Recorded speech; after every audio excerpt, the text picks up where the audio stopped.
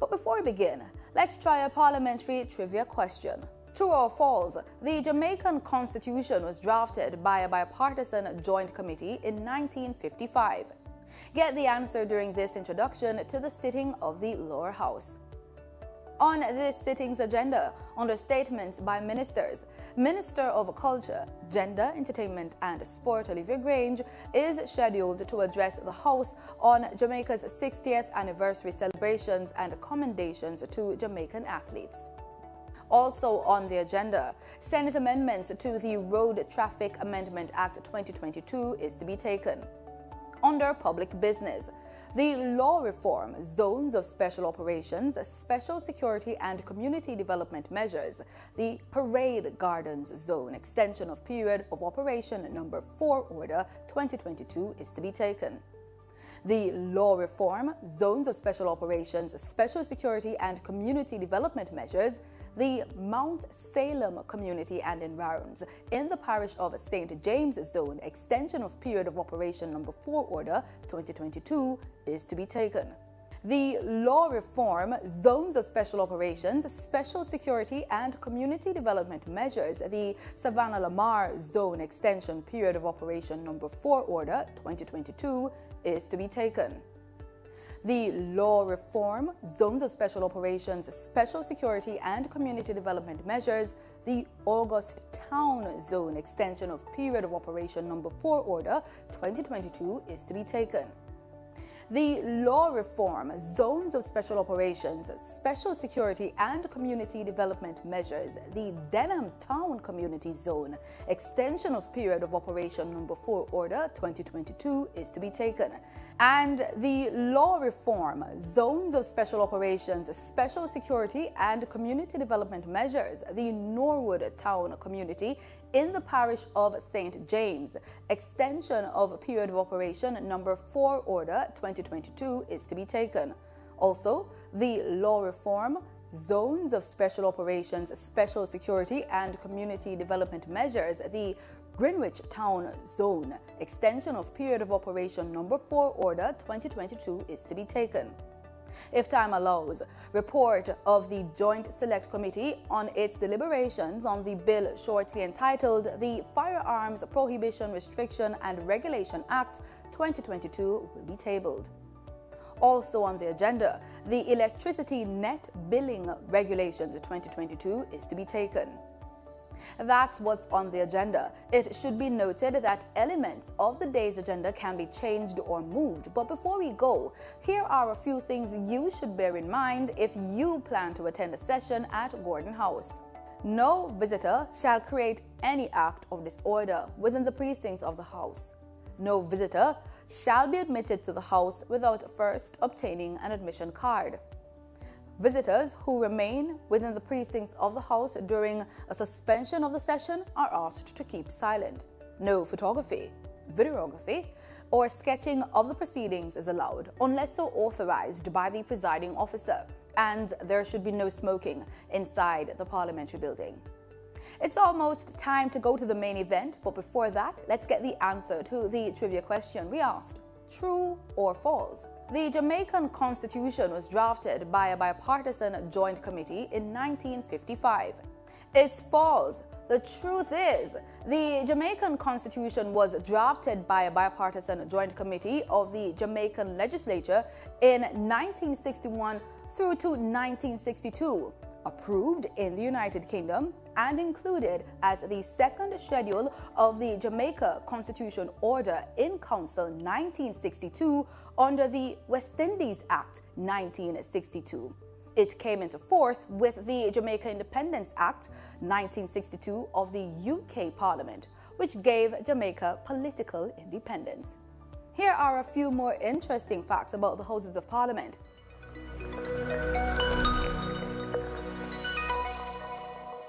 Although Parliament debates, votes, and establishes the legislature of the country, it should be understood that they are guided by the Constitution.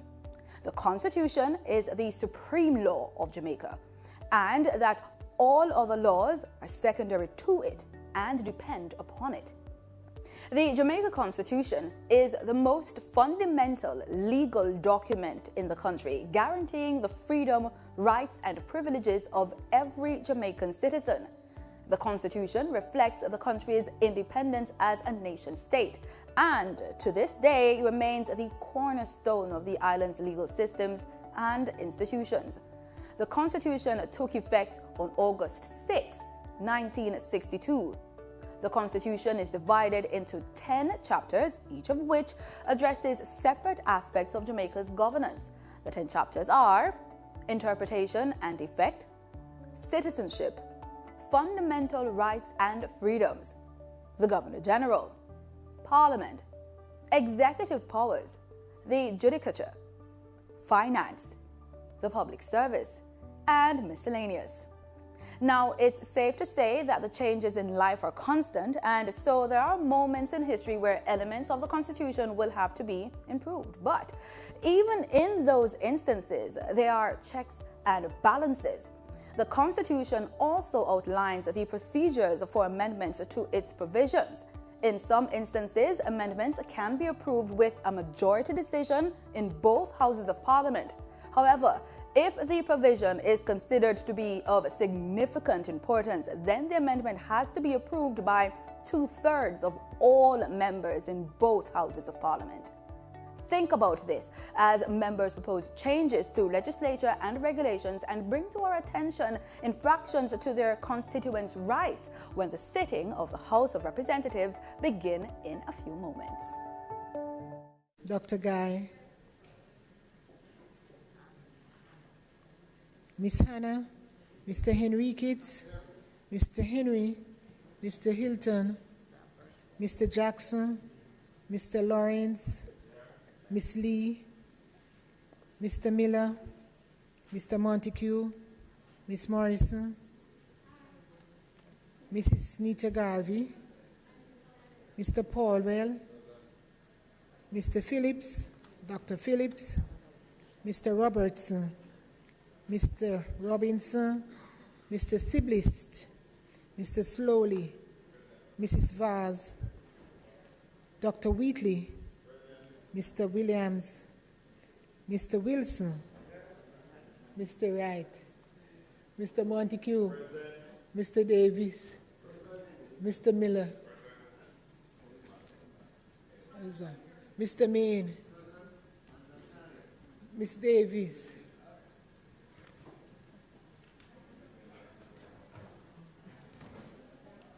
members, want to welcome all the members to the House, meeting of the House this evening, the 26th of July. Also want to make a special mention, as usual, to those join us online by YouTube and PBC TV.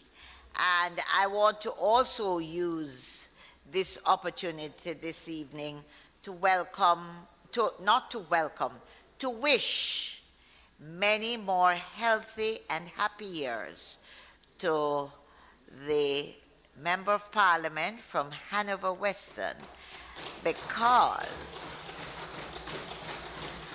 I gather today is a very special day for her. And, you know, at times like these and in times like these, we want to thank God and celebrate with her for another year. So, on behalf of all of us here, we want to wish you an extremely happy birthday and a good evening for the rest of today.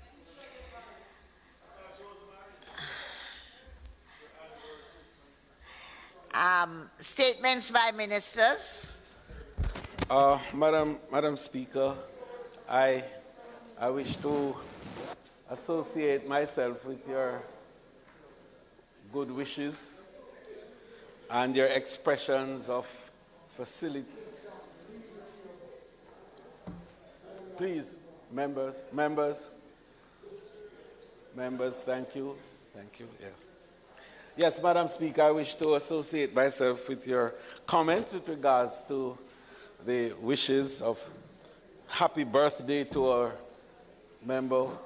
new member of Parliament from Hanover Western, Member Davis, and of course to wish her many, many more happy birthdays.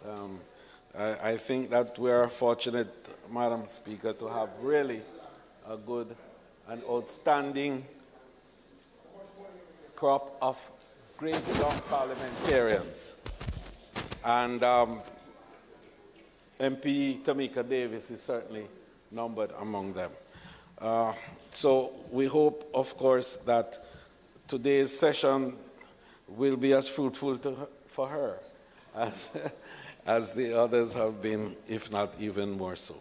Madam Speaker, the Minister of Finance and the Minister of Culture... Just a moment, House Leader, please. Can you lower your voices up? You're competing with the House Leader.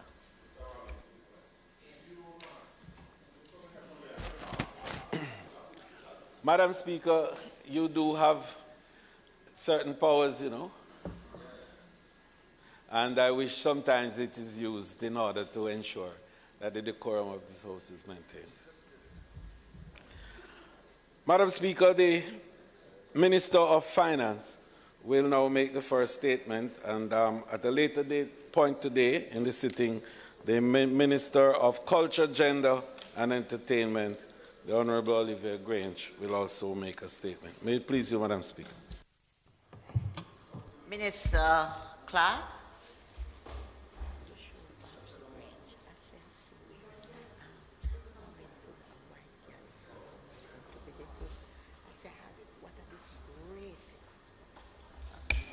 Madam Speaker and honourable members of the House, my fellow Jamaicans, this year is a very special year for us as we celebrate 60 years of independence.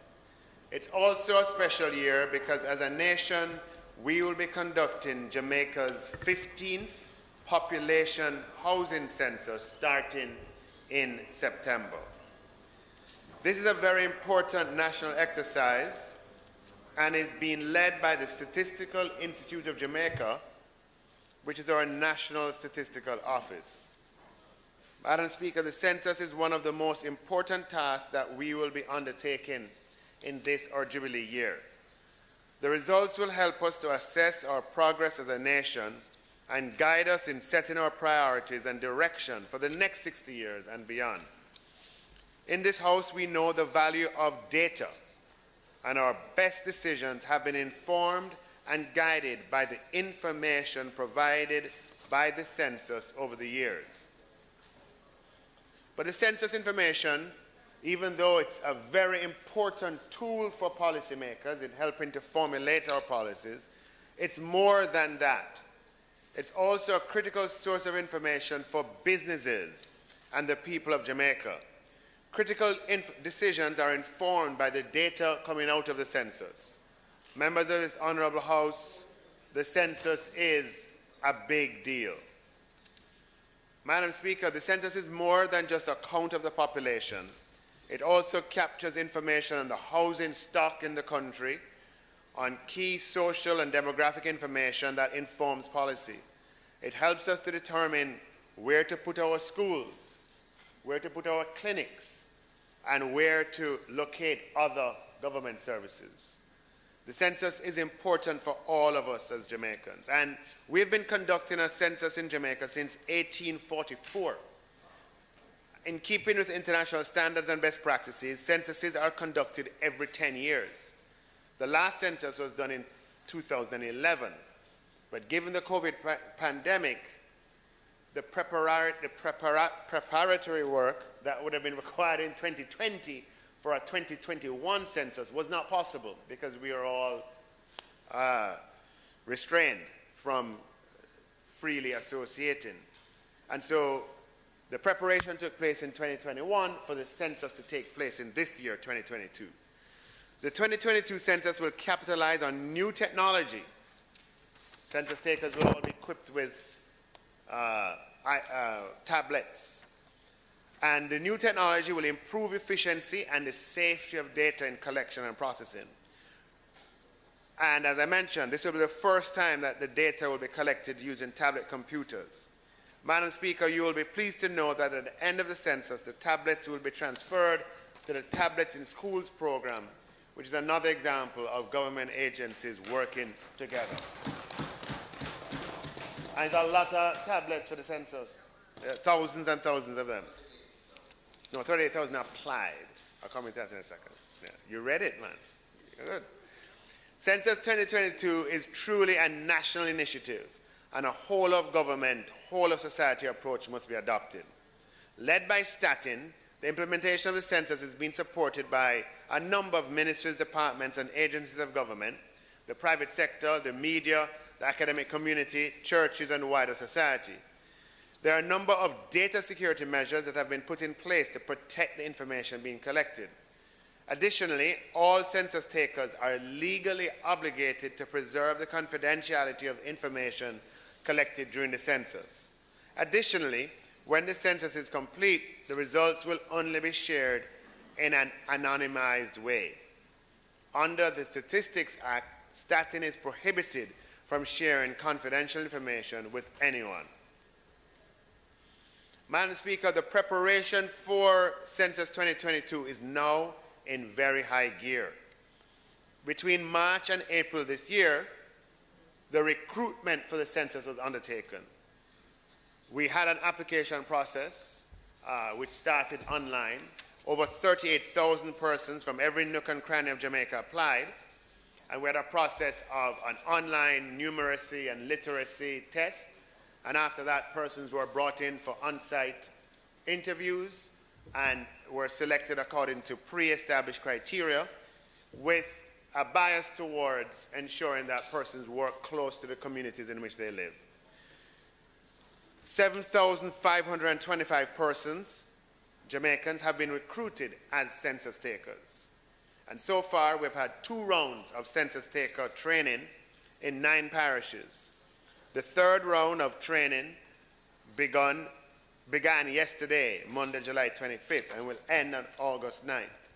Census takers are being trained in person and online and are supported by an online training platform. Members of this Honourable House should be aware that in a few weeks, I intend to sign into law the 2022 Census Regulation and Order, codifying into law the conduct of the census by Statin. I'm also pleased to remind this House that the census day will be on September 12th, 2022.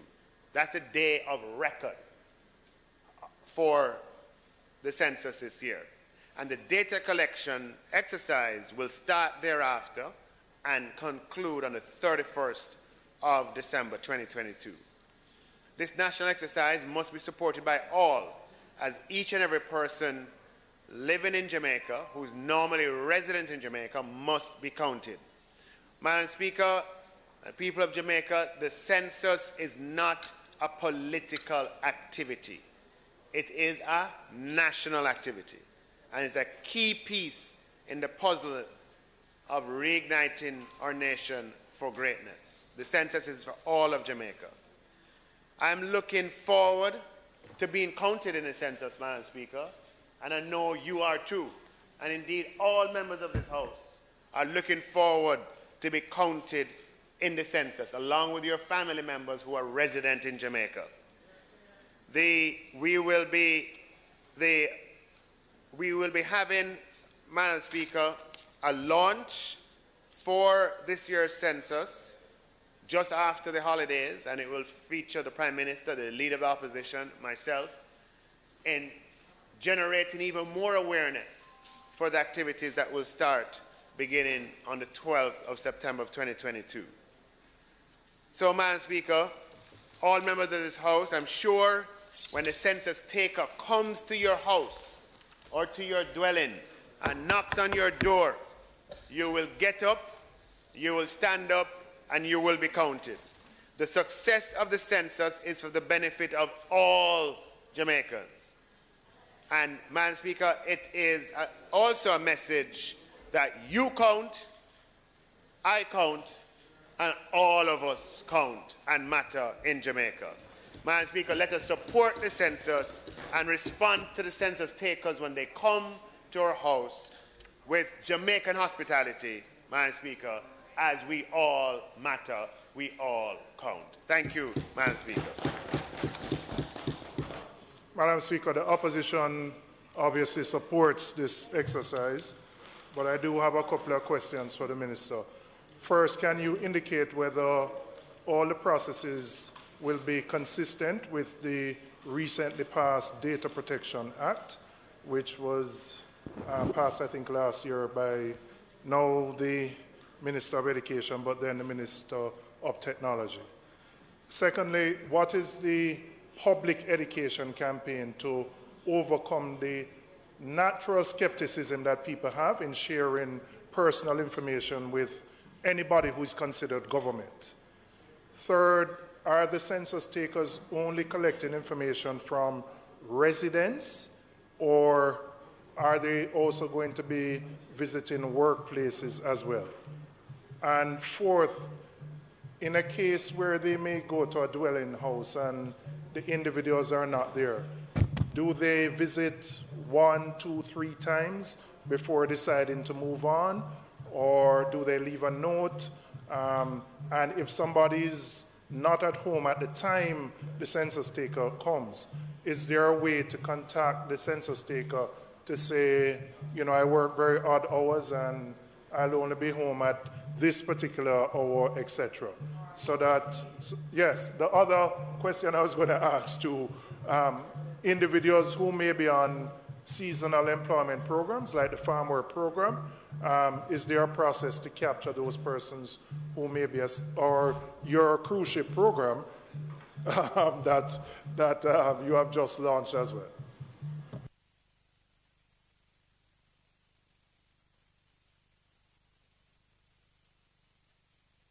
Thank you, member, for those questions. The first one on the Data Protection Act.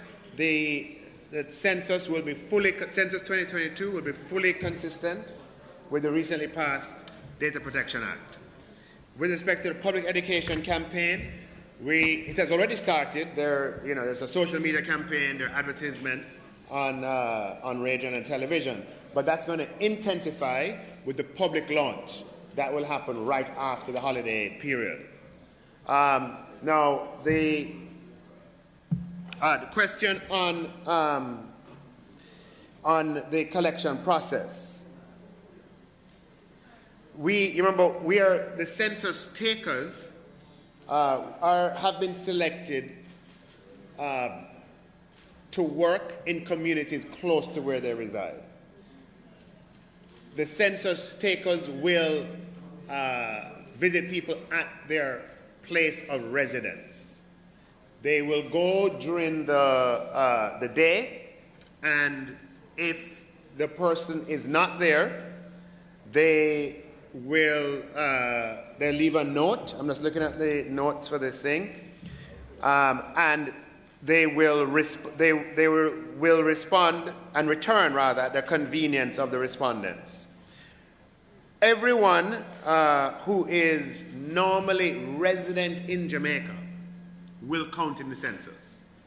So, and the definition of resident is if you are resident in Jamaica for more than 6 months of the year, you will be counted, even if you are not in Jamaica on Census Day. Census Day is just a day of record, but the collection of data happens over the next 3 months. And you'll be asked when you meet a census taker, the reference date will be September 12th. They will go back and, where were you on September 12th? As at September 12th, what was your dwelling? What was, etc. So September 12th is just a day of record. And if you are normally resident in Jamaica, for 6 months or more, you will count in the census. So I think Just a follow-up. And if, for example, you came to somebody's home and the person, the husband, wife, or spouse wasn't there, can that individual provide the information on behalf of, or you have to physically see the person to count that person? hope you don't mind me when I say that's a good question. What I mean is it's a very relevant question, yes. Yes, member, a responsible member, can provide information on behalf of other members of the household. Yes, so that will make the process more efficient.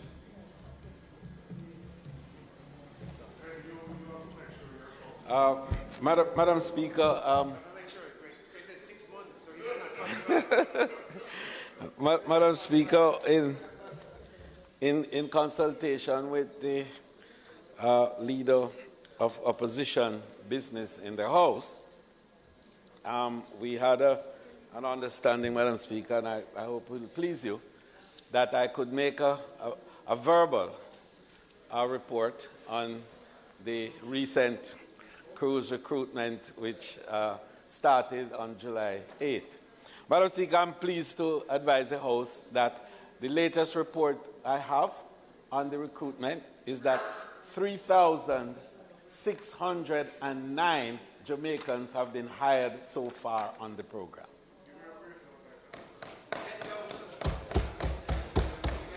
Madam Speaker, the process is continuing as the final selection is being carried through by the Royal Caribbean Cruise Lines, and it is anticipated that we will have in excess of 5,000 Jamaicans employed when the process is over.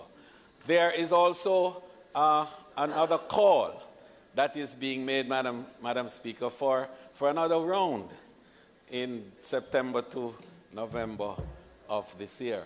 And so we will, in the process, get as close to the target as is possible.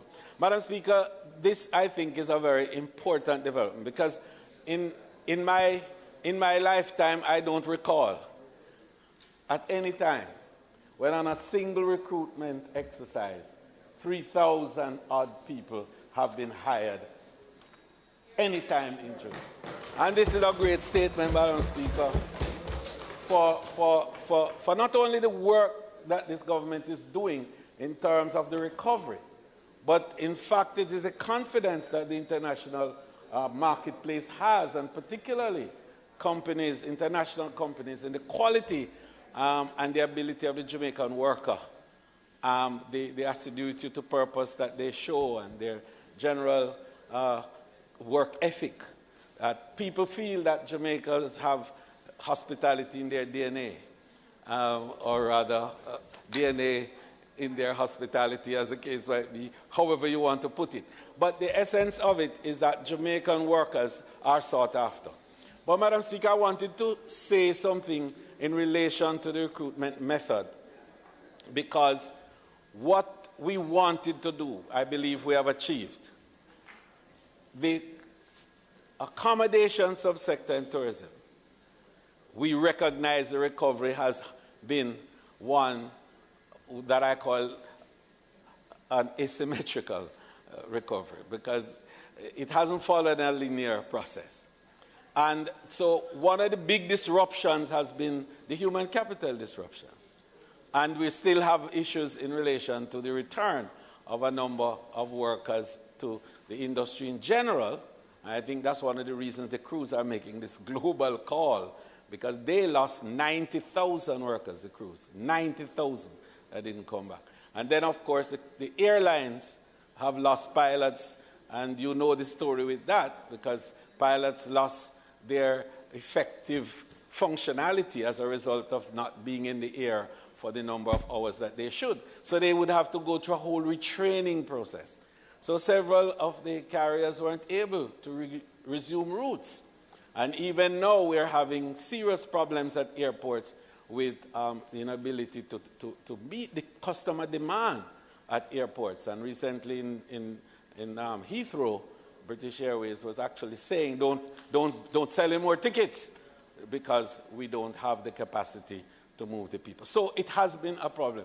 And as a result, Madam Speaker, we decided that the recruitment for cruise lines should only happen on the south coast, not on the north coast where the hotels are, in a way to protect the workers from that side of the industry. And it was very important. And Madam Speaker, I think we have succeeded in the main, and we utilized the members of Parliament from St. Thomas all the way into northern side of St. Elizabeth, and we had a smooth and effective program that today we can announce on a preliminary basis. Believe me, you have not had anything this smooth anyway, but 3,609 persons have been hired in the period, and that is significant. May it please you, Madam Speaker. Yeah, I was going to ask, Minister, if you could, is this out of 10,000 who applied? No. What was the number that applied? Right. And then secondly, it would be helpful if you could provide through your office to us as MPs the names that we submitted and those who were successful. And then secondly, I know there were one or two people, not a lot, from the list I sent who did not attend the interview for a number of different reasons, and whether consideration can be provided. You said there would be a second round at some point later on, whether consideration could be provided. The process, there were some hiccups at the stadium, but I'm not going to complain, right? Because I know what the volume of people we're dealing with, and I mean, there have been a number of people who I submitted who have indicated their own success in the process. But it would be good to understand what percentage of the total got through, and also for the next round, what are some of the things that the recruiters are looking for, and if there are things that people can be prepared for, trained in, that would be helpful as well. I just wanted to find out, because there are a number of persons who are involved with the recruitment process. Members of Parliament, I saw where the Heart Trust people were out recruiting. I just want to know if this 3,000 odd, is it in relation to those that were submitted through the members of Parliament? Minister, you know, I wouldn't pass up having asked this question.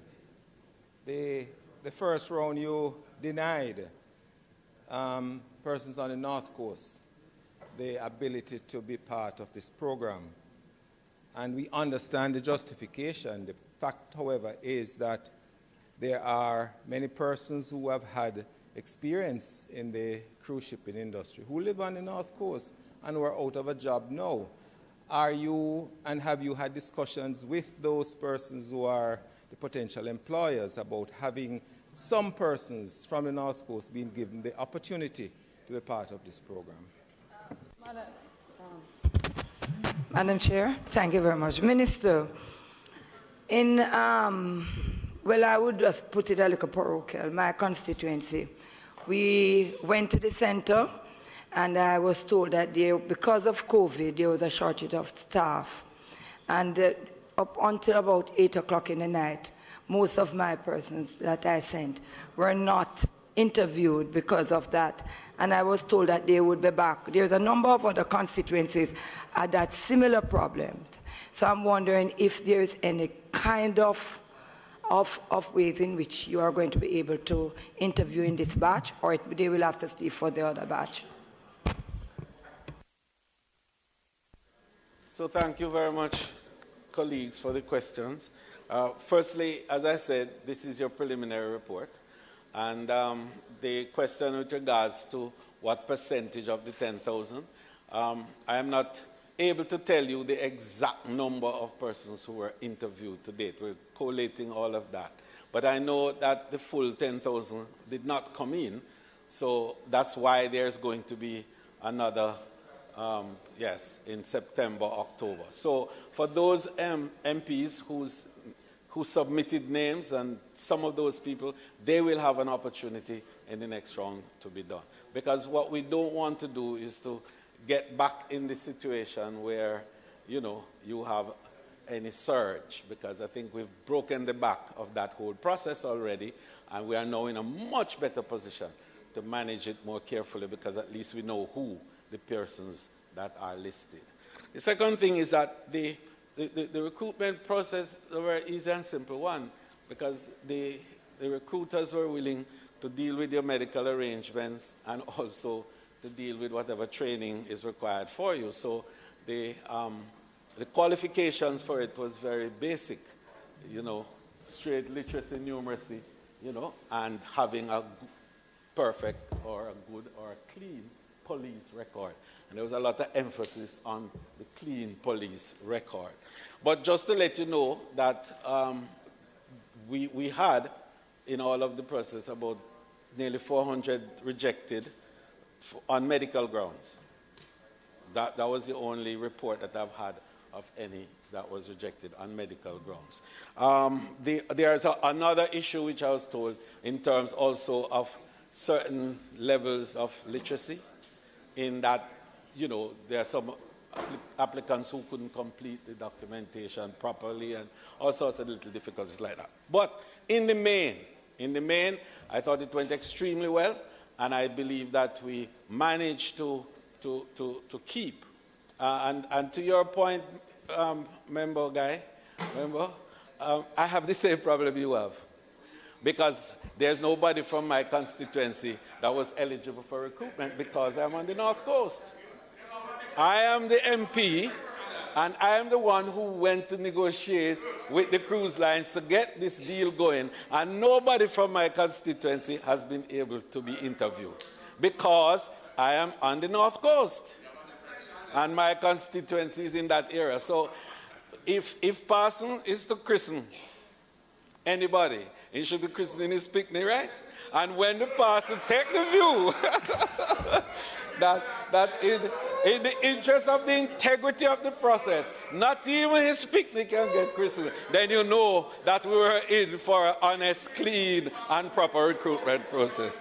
So, may it please you, Madam Speaker. Minister, for those who were interviewed and went through, the non-rejected ones, what will be the method of informing them as to whether or not they go further from there? Is it directly to the applicants, or is it through the MPs or otherwise? I'll have to get back to you on that, because as I said to you, I've, with his concurrence, given you a very preliminary report. I will have better details for you when that final report is done in terms of what happens now to those and how they would be informed. Because part of the reasons that they made this careful note to me, particularly about health, is that there's a level of confidentiality around that. So you wouldn't get a listing, of those and for the health reasons. So work with us. We'll ensure that information flow, is critical and vital, but is not given in a way that could be damaging to the persons, all right? No difficulty with that, Minister. It's just not, like other programs people submit and they wait for some extended period of time. They don't know whether they are coming or going. So even to tell them that you didn't get through.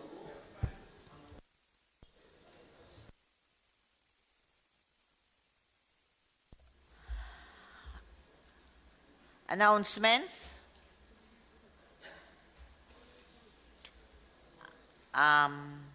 Bills brought from the Senate. Bills brought from the Senate. Yes.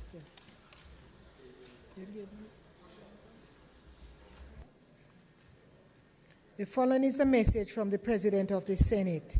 To the Honorable House of Representatives, I have the honor to advise the Honorable House of Representatives that on the 22nd day of July 2022, a bill entitled An Act to Amend the Road Traffic Act 2018 was passed in the Senate with 2 amendments for which the Senate desires the concurrence of the Honorable House.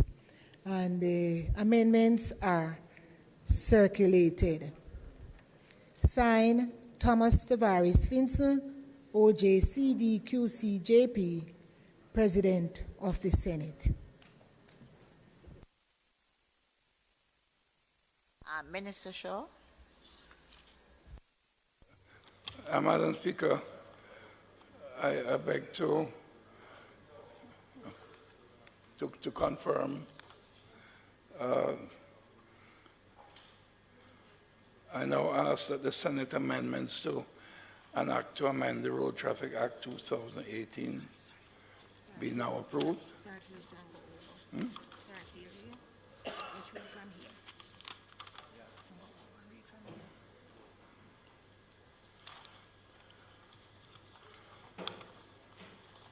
Yes, Madam Speaker.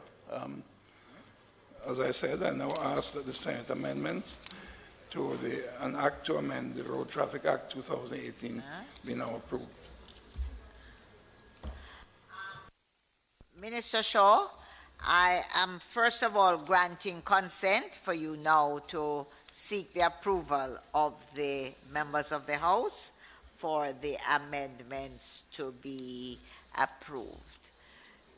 Those in favor? Those against? The ayes have it. The amendments have been approved.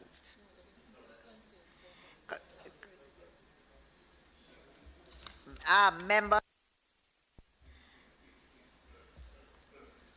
I ask for your consent for the amendments made by the members of the Senate to be approved. Those in favor? Those against? The consent having been given, the amendments are now approved.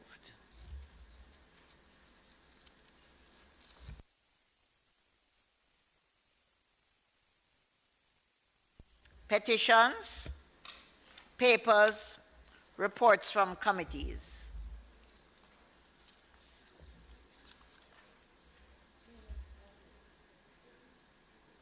Dr. Chan?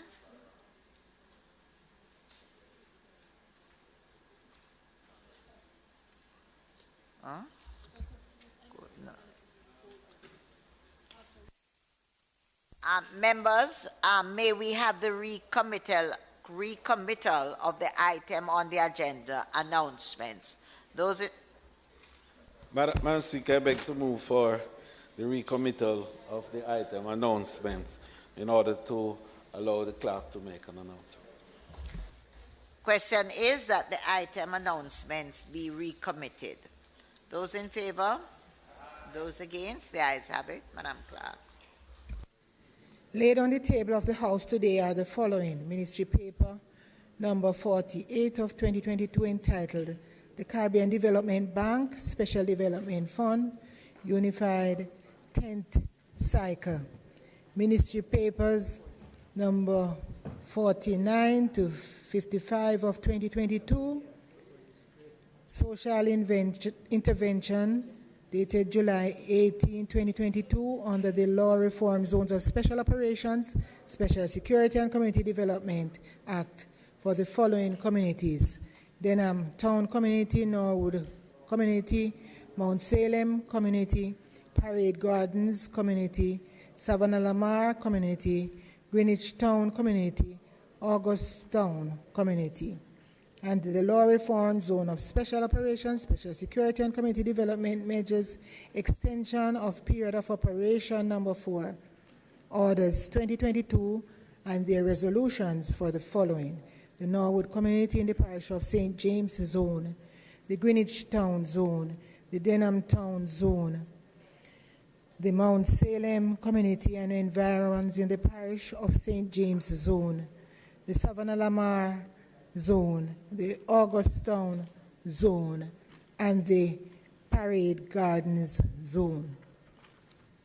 Annual report and audited financial statement of the Development Bank of Jamaica for the financial year 2019-2020.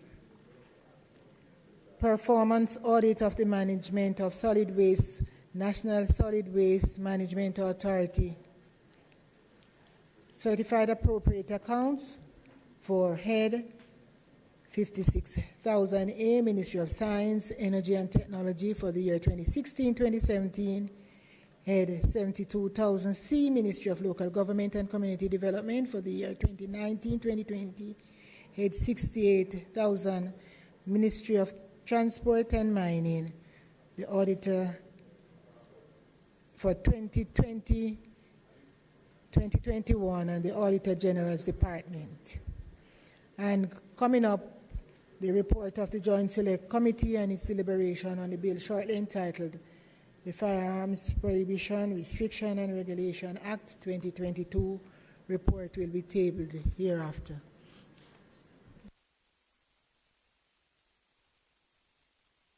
Notices of motion given orally. Dr. Chan.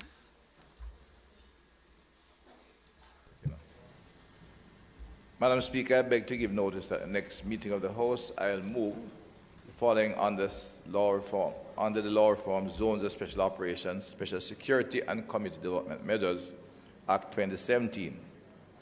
1. The law reform Zones of Special Operations, Special Security and Community Development Measures, the Parade Gardens Zone, Extension Period of Operation Number 4, Order 2022 Resolution. The law reform Zones of Special Operations, Special Security and Community Development Measures, the Zone of Special Operation, Special Security and Community Development Measures is Mount Salem Community and Environs in the Parish of St. James, Zone Extension Period of Operation Number 4, Order 2022 Resolution. Number 3, the law reform Zones of Special Operations, Special Security and Community Development Measures, the Savanna-la-mar Zone Extension of Period of Operation Number 4, Order 2022 Resolution. Number 4, the law reform Zones of Special Operations, Special Security and Community Development Measures, the Augustown Zone Extension of Period of Operation Number 4, Order 2022 Resolution. The law reform Number 5, the law reform Zones of Special Operation, Special Security and Community Development Measures, the Denham Town Community Zone Extension Period of Operation Number 4, Order Resolution 2022. Number 6, the law reform Zones of Special Operations, Special Security and Community Development Measures, the Norwood Town and Community in the Parish of St. James Extension Period of Operation Number 4, Order Resolution 2022.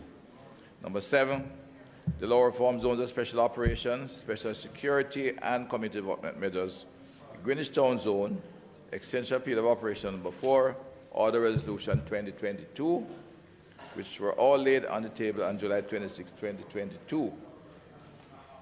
Madam Speaker, I further beg to give notice that at a later stage today I will move the suspension of the standing orders to enable me to take these motions.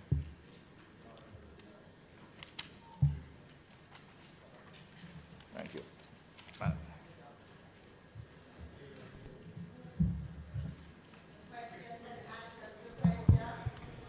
Madam Speaker, could the House Leader indicate when the Prime Minister will answer the questions that have been tabled in my name?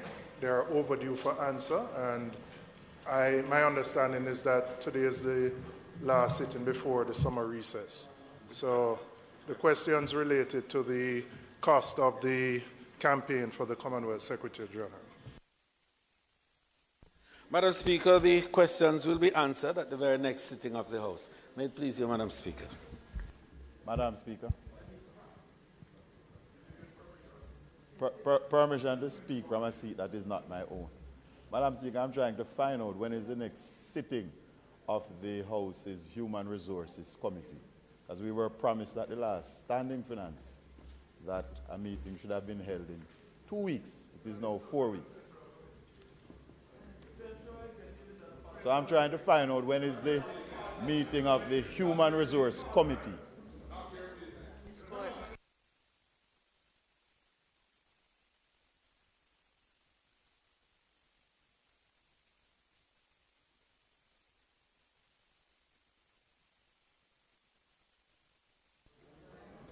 Madam Speaker.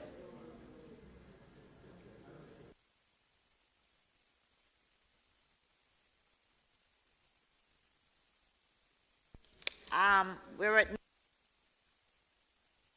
No, Madam Speaker. Oh. I thought you were seeking some answers for me. Thank you. I know.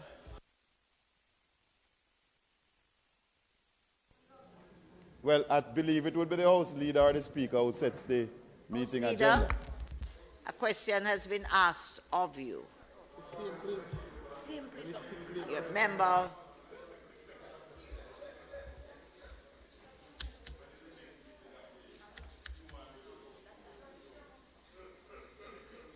Madam Speaker, the chairman of the Human Resource Committee, who is the chairman of the Human Resource Committee, would make the arrangements with regards to the next meeting. Madam Speaker, may I thank the House Leader for that. But could I also urge him to urge the chair to speedily set a meeting?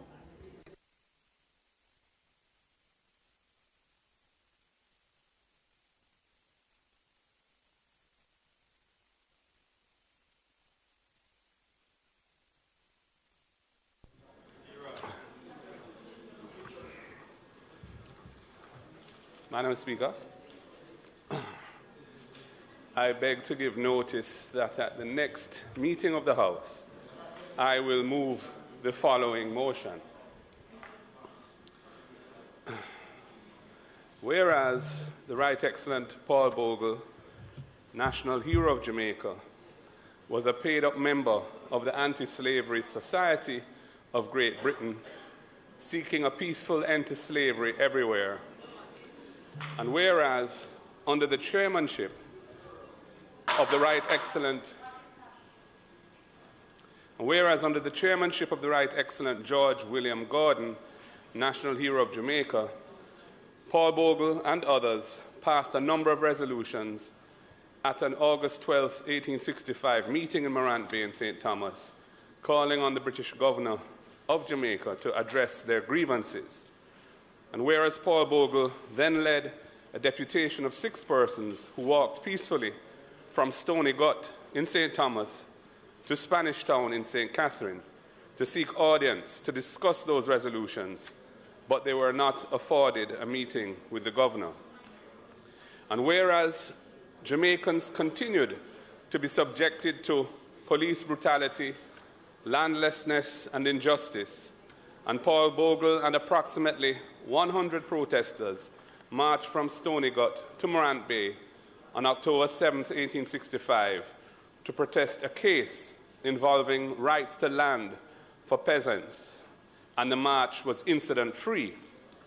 And whereas Paul Bogle and 19 others then wrote to the governor on October 10, 1865, saying that, "We therefore call upon Your Excellency for protection, seeing we are Her Majesty's loyal subjects," but their letter was ignored.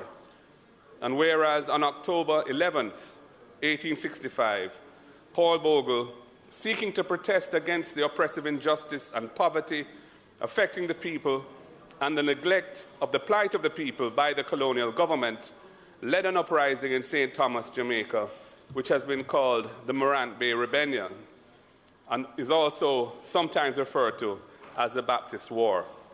And whereas Paul Bogle and his followers neither carried nor fired any guns on the 7th October or the 11th October, 1865, and whereas the colonial authorities reacted viciously to the uprising, resulting in more than 1,000 Jamaicans being killed, including hundreds who were executed, flogged, or otherwise punished, and approximately 1,000 homes and many cultivations were burned or otherwise destroyed. And whereas Paul Bogle was hanged by colonial authorities at the Morant Bay Courthouse on October 24, 1865, for leading the uprising, thereby becoming a martyr whose courage and ultimate sacrifice helped to bring about social change and further the cause of justice for the Jamaican people. And whereas Paul Bogle has become an enduring source of national pride, self-belief, courage, and resilience for the Jamaican people, and he was accordingly conferred with the Order of National Hero in 1969. And whereas the St. Thomas Parish Council passed a resolution on February 11, 1999, for all churches in Jamaica to come together and host a commemorative service in memory of Paul Bogle and those who lost their lives in the Morant Bay Rebellion. And whereas the resolution passed by the St. Thomas Parish Council was also supported by similar resolutions passed by the parish councils of Manchester, St. Mary, Clarendon, St. Catherine, Trelawney, Hanover, St. Elizabeth, and Portland, and by the St. Thomas Ministers Fellowship, the Jamaica Baptist Union, and the Jamaica Council of Churches. And whereas the Paul Bogle Foundation also supports this motion being brought to Jamaica's House of Representatives, be it resolved that this Honourable House call on the Government to declare that a national commemorative church service be held on the 24th day of October of each year, where that date falls on a Sunday, or where it does not, on the Sunday in October closest to the 24th, in recognition of the heroism and ultimate sacrifice of the Right Excellent Paul Bogle and all those who lost their lives in the uprising in St. Thomas in October 1865, known as the Morant Bay Rebellion. And be it resolved that the 24th day of October of each year be named and celebrated as a day of commemoration for the Right Excellent Paul Bogle and all those who lost their lives in the uprising in St. Thomas in October 1865, known as the Morant Bay Rebellion. And be it further resolved that people of goodwill in Jamaica and all across the world be encouraged to light a candle on that day at 6 p.m. local time, wherever they are, for all who suffered and died in the Morant Bay Rebellion, and also for all who suffered and died under slavery anywhere in the world. Members, Thank you, Madam Speaker. I really must say that you have to keep your voices down when anyone is on their feet speaking. I just couldn't hear half of the motion.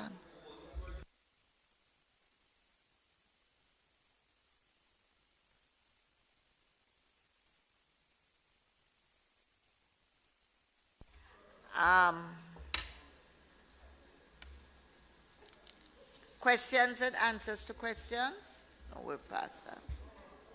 Pass that. Motions relating to sittings of the House. Motions for leave to introduce bills. Presentation of bills without leave of the House first obtained. Public business.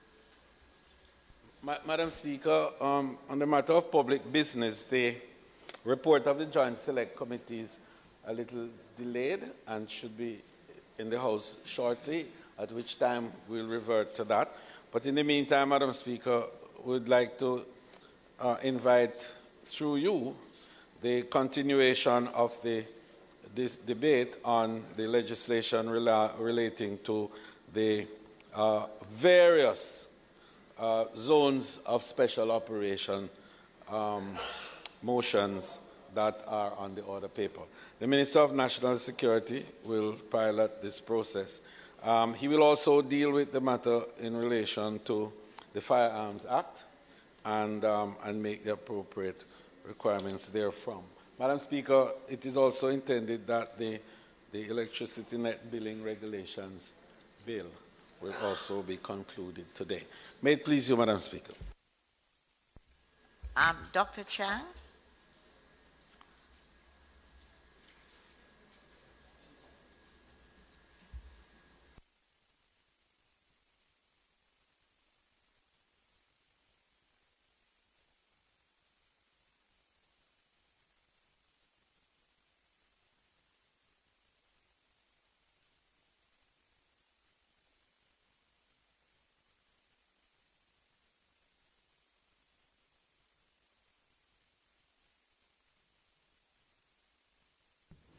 I now move for the suspension of standing orders to enable me to take the resolutions, those of which I gave earlier. Members, the question is that the standing orders be suspended to enable the Minister to take the resolutions, notice of which he gave earlier. Those in favour? Those against? The ayes have it. Dr. Chang, you may go ahead. Thank you.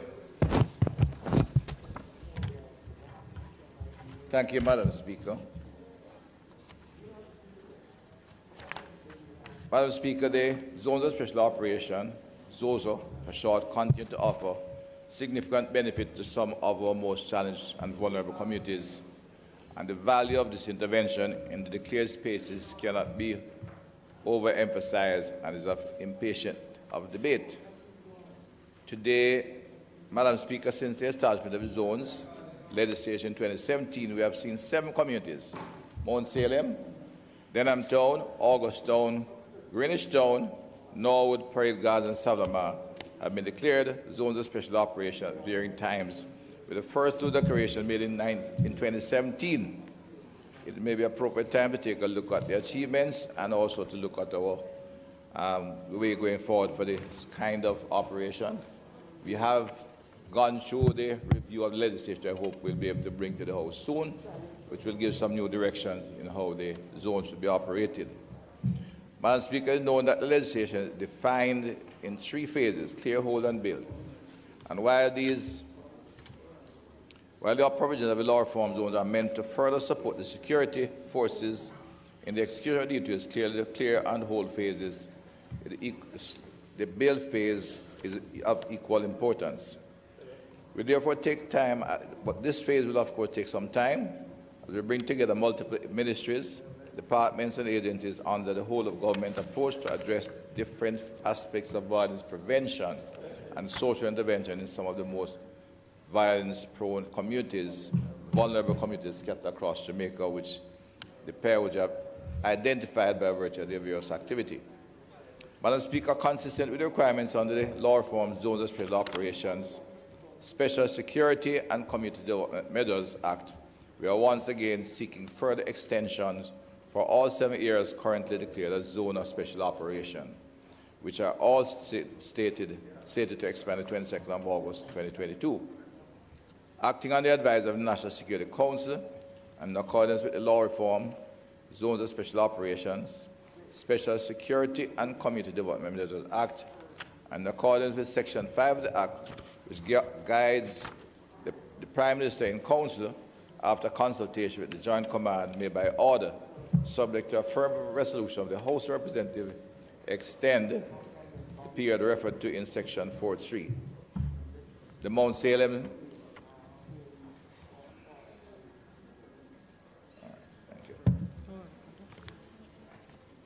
The Mount Salem, Denham Town, August Town, Greenwich Town, Norwood, Parade Gardens, and Savanna-la-mar zones of special operations, special security and community development measures to be extended for a further period of 60 days. Madam Speaker, in review of the activities with respect to the operational and community building strategy, Mount Salem and Denham Town will continue in the build phase. An examination will be taken off in particular Mount Salem to see what the next step will be in the development of this concept. While Greenwich Town, August Town, Norwood, Parade Gardens, and Savanna-la-mar will continue the whole phase for this period of extension. Madam Speaker, though each of the zones continue along varying phases since the respective periods of declaration, there have been significant achievements with respect to the services deployed in the community and an overall improvement in community safety and security, which is the ultimate objective.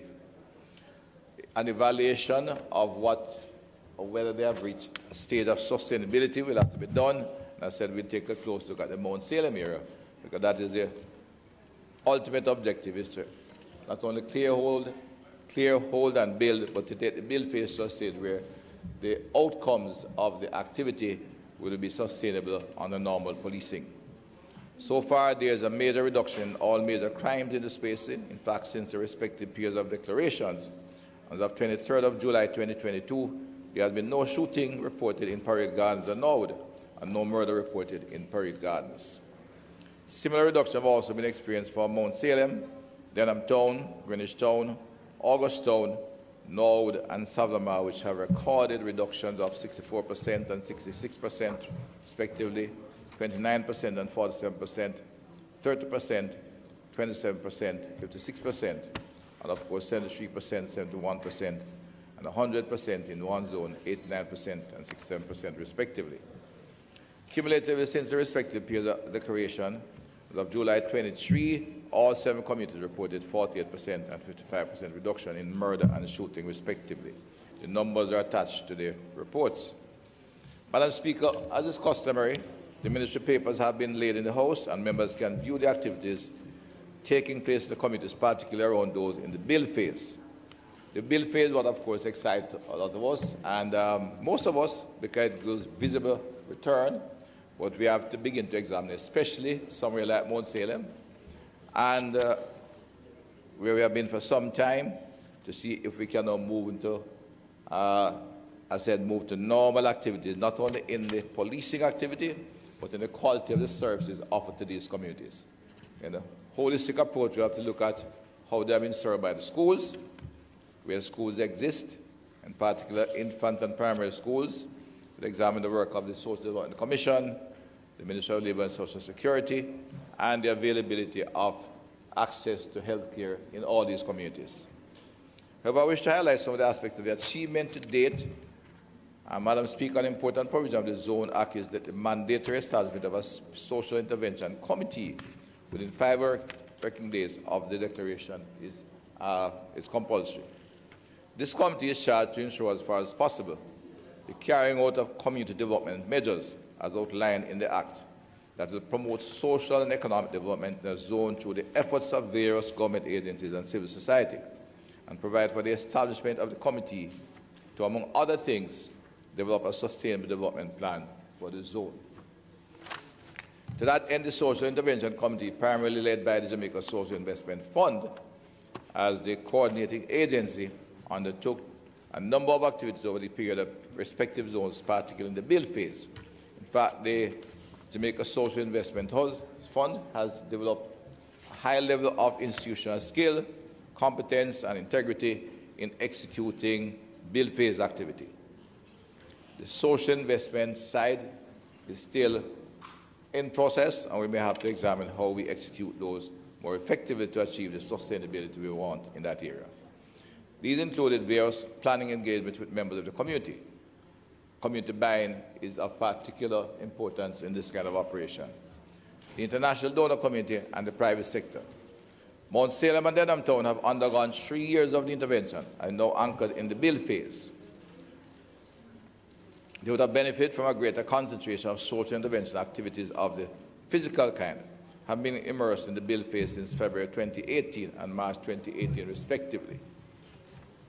Since then, the communities have largely experienced significant improvements in infrastructure works. The social intervention framework applied to these communities, though not a one-size-fits-all approach, sought to utilize an integrated approach built on 2 pillars. 1, crime prevention through environmental design, which focuses on urban upgrading to the physical and environmental space to reduce opportunity for crime. 2, crime prevention through social development, seeking to address the underlying human and social risk factors of crime and violence and human capital development. That is, to identify services, youth livelihood development, their skills training and enterprise creation, capacity building of governance structures, including neighborhood watches and youth recreation. As part of the wider city security plan, the JSF as a key implementing agency has contributed significantly to achieving the target of safer spaces, which is aimed at reducing the risk factors in the physical environment by design and redesign. The overall impact of these approaches has resulted in improvement in city security, improved access to services, transportation, solid waste, management, security. Reduction in response time for the police, particularly important in these areas, and security force within them. Increase in responses, increase in patrols, emergency and routine foot and vehicular, improvement in surveillance and space by residents and security forces, improvement in police-community relationship, improvement in community aesthetics, and improvement in perception of self and community. Over 80% of residents agree that there have been improvement in police responsiveness and increase in police patrols, and indeed significant improvement in the relationship at the community level. When asked about the period of investment in infrastructure and perception of self and community, approximately 90% of residents feel better about themselves, feel better about their community. They also express an increase of pride in their community. Mr. Speaker, the kind of self-perception and self you're referring to, a person moved from living in Vietnam to living on Seaview Drive. Perception is quite different for the individuals in their community. They have addresses with, not for the community, street names, get running water, and are able to identify, a home address. And it's the beginning of restoring their self-respect and giving them a sense of identity and equity in their community. With respect to the physical environment, significant progress has been made with infrastructure development within every zone. Road infrastructure improvement is of great significance because you have to establish effective roadway and in order to bring about your identification of your address stretches. What you need. I agree, Minister, and my colleague, and I'm hoping we can begin to move in here. We did have, as members, and I said the PIOD has identified over 100 of these communities across the island, about 120. And the objective is to get this kind of program in all of them. The 2-year pandemic did put our program significantly, hit our program significantly, badly. But we are looking to begin the process again, and that's why I'm spending some time on this report, because I know we have the support of the members, but to outline again and refresh our memories as to what we're doing, and then take a look very early how we can move more aggressively in the areas we are in, and look at how we can scale up the activities elsewhere as we go forward. The Minister of Finance sits beside me, is aware, and we'll have to examine how we can get the financing required. Road infrastructure, for example, in the case of throughout the 7 areas, I think some over 4,300 meters of roadway and pathways completed, accounting for more than 93% of the community roadways and impacting approximately 7 major roadways within the community of Mount Salem. In particular, this is the build phase. Construction and rehabilitation of some near 3-kilometer road over and 6 kilometers of sewer and water lines through Denham Town. And this is a particular challenge to Denham Town. Again, we seek a holistic approach. Denham Town is very much downtown, as we say, it's on the southern side of the corporate area. And for those who are not aware, that's where all the gullies run downtown, and a number of them actually run to West Kingston and the other western constituencies that run there. So the member from Western St. Andrew identified. In addition to that, too, the sewer runs downtown. Unlike water, sewer is actually run by what they call is gravity fed. Very rarely have a pumping station on specific areas. So all the sewer from all the way in Papine comes down, and you find that lines are varying from 15 to 20 feet underground till they get downtown up to 60 feet below the ground, so that it runs down.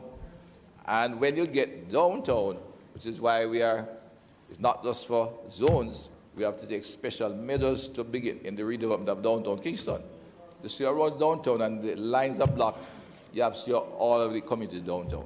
And I know the member from South St. Andrew, who is part of the old city of Kingston, have the same problem.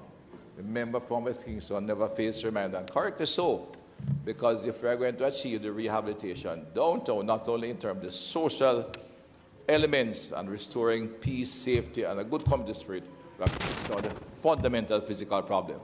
And among that, to ensure not only a better environment for the community members, the whole process of economic development, where you're looking towards new office space, new industrial activity, new commercial activity, the sewer problem must be fixed. Nothing is more demeaning and belittling and literally to the human soul in a community when sewer is running through the community on the street. It's a most horrible activity and one we have to take steps to correct. Whatever the cost is, it is really diminishing to the human spirit in these communities.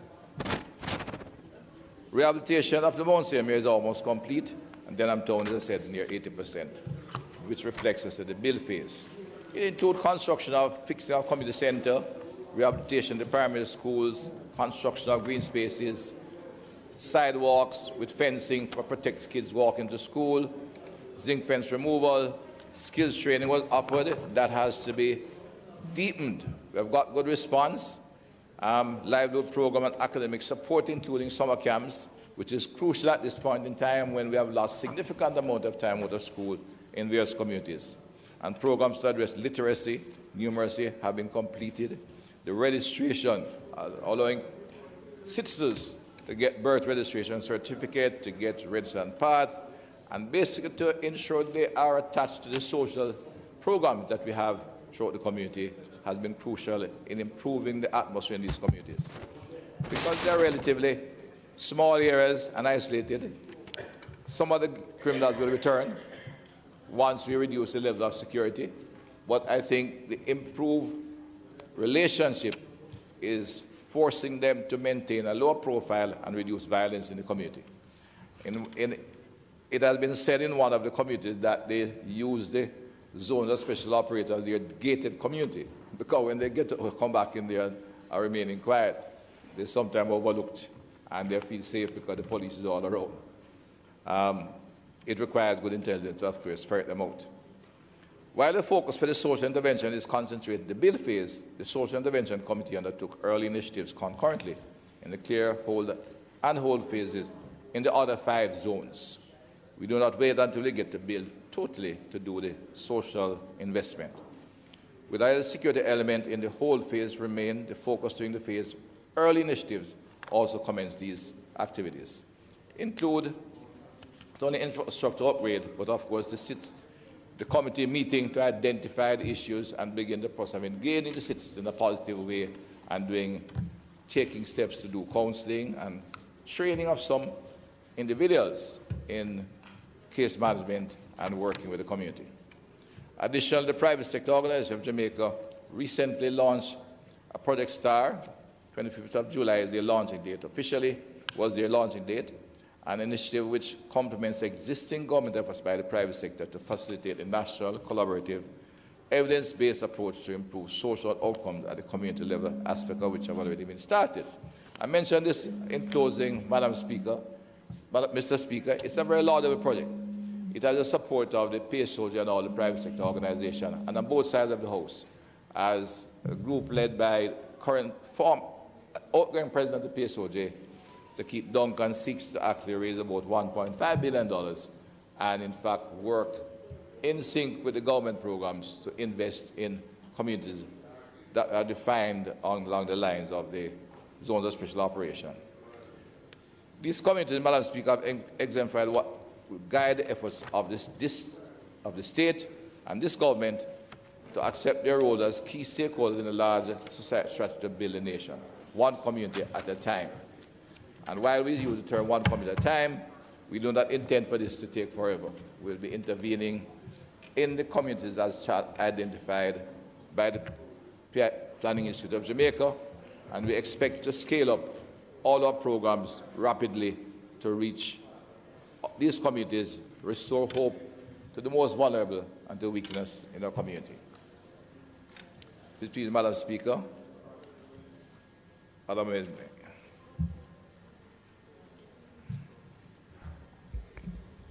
Any contributions from?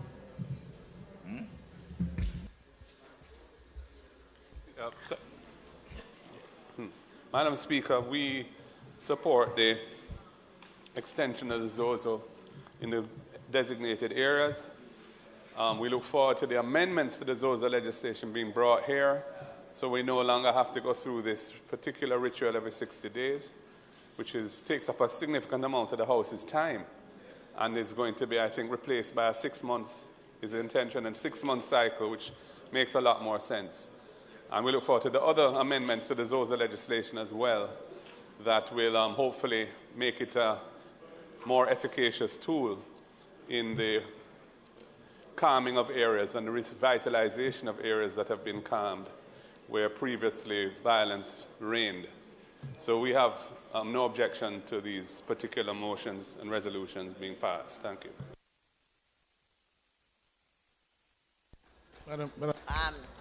Dr. Chang, you can conclude. Oh.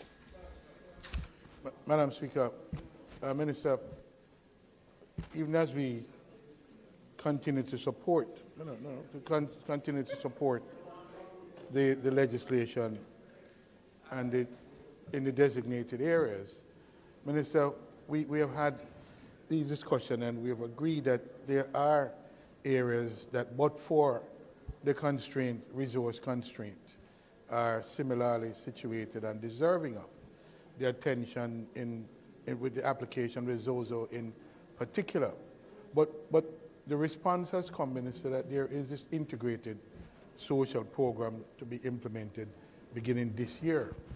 And I continue to ask what is the input and how can we, other members of Parliament, through outreach, seek to have some things being done in the meantime to address some critical other areas, and particularly in the social component. I would love to, in your response, if you could speak to that. Thank you, and thank the members for the support. Yeah, the challenge of scaling up is there, but as I said, during the course of, before the financial result, we expect to move with some more programs. I can't give you an exact deadline and the numbers, but especially for the member from Western St. Andrew, who have been particularly consistent in seeking the crime prevention unit to operate there. I'm going to invite the unit to take a look on what can be initiated.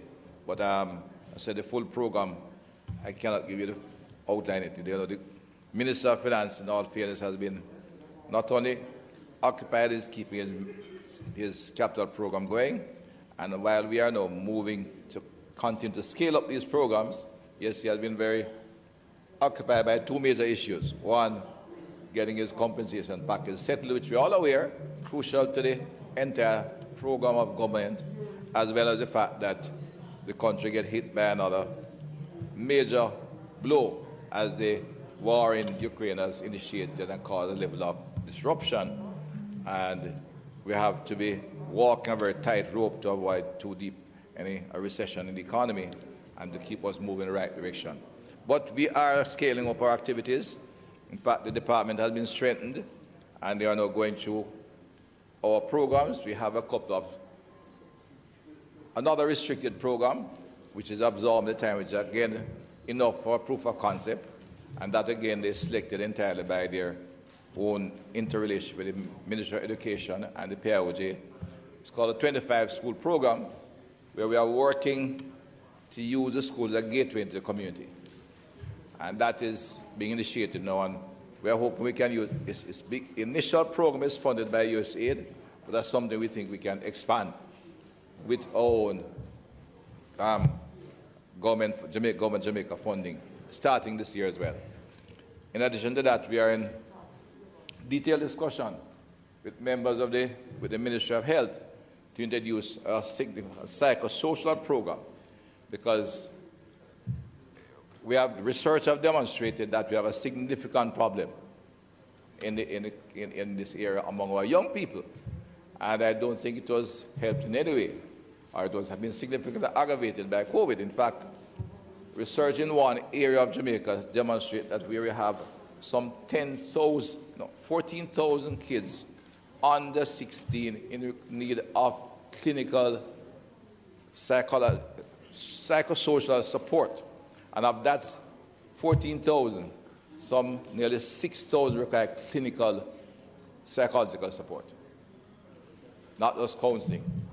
And the capacity in that zone serve less than 1,000. So in the medium term, you're looking at some nearly 4,000 kids who have left on their own are like to end up in serious problems. They are the recruitment for the gangs. So we are working closely with the Ministry of Health, and we expect to get that service going. The Ministry has been very supportive, and we'll get the required funding in place. So all these zones, Madam Speaker, as I said, are really seeking to, the 7 is more proof of the concept, and the outcome is looking good. We have to strengthen the social investment side, and we're in the process of doing that, not only in terms of the new programs, but also scaling that up as we seek to increase the level of coordination and cooperation between the agencies to ensure that the dollars we spend in these areas will be effective. And this is particularly true of education, where there's an entire program being initiated by the government to really ensure that the weakest communities, Madam Speaker, it's one of the problems we have in them. If we can see it before our eyes, we'll live with it. Or our best students from an academic and social point of view with the resources have the best schools. The poor students who need the more intense education have the worst schools. A teacher who was an excellent mathematician, and he told me, Madam Speaker, that if we are correcting what we are doing, the best teacher should be the weakest student, and the average teacher teach the brightest student, because the bright one only needs access and guidance, and they will learn. That, and usually bright at that time meant people, the students who came from homes who had satisfactory nutrition, parenting, access to computer today, then access to books, libraries, etc. While the weak students have kind of basic needs as much as nutritional needs. Then you get to uniforms, parenting, etc. Those students need special attention to prevent the kind of social impact that affects them, and we have to move to correct that, and that's what we're doing, because that is the sustainable solution that will come for these communities. So we're working through some schools and working with the Ministry of Health to ensure we can resolve some of those early challenges, and for the medium-term results, I'm confident we'll get them. Madam Speaker, I now seek the affirmed affirmation of the members of the House on the 7 resolutions of which I gave earlier, most of which I gave earlier. Members, the question before the House are that the resolutions which were brought by the Minister, notice of which he gave earlier, be now approved. Those in favor? Aye. Those against? The ayes have it. The resolutions have been approved, Dr. Chan. I'm going to invite you to go in now to the report on, no? Okay. The bill. Reports on committees? That's what I'm saying, the bill, the report,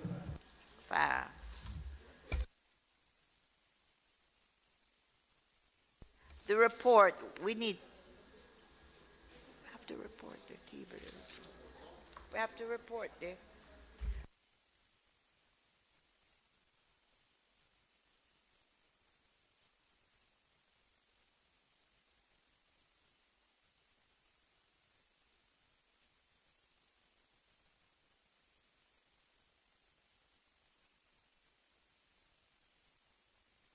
Madam Speaker, I now ask you to invite the Minister of Energy to conclude the debate on the electricity net billing regulations number 2022 Act. May it please you, Madam Speaker. Thank you, Madam Speaker. I'm going to ask Member Paulwell to give his contribution as opposition spokesperson.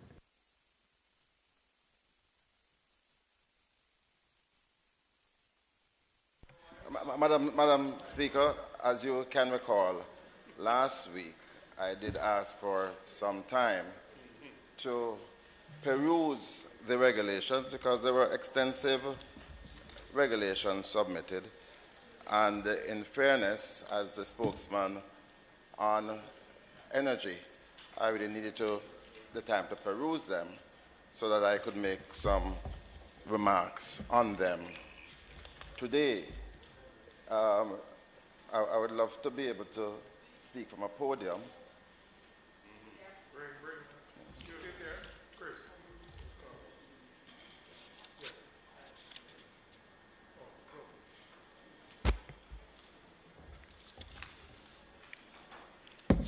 So, Madam Speaker, these long overdue regulations are pursuant to the Electricity Act, which was passed in this House in August 2015, and which provide for the establishment of a regime for net billing. Madam Speaker, forgive me if I just remind the House where we're at.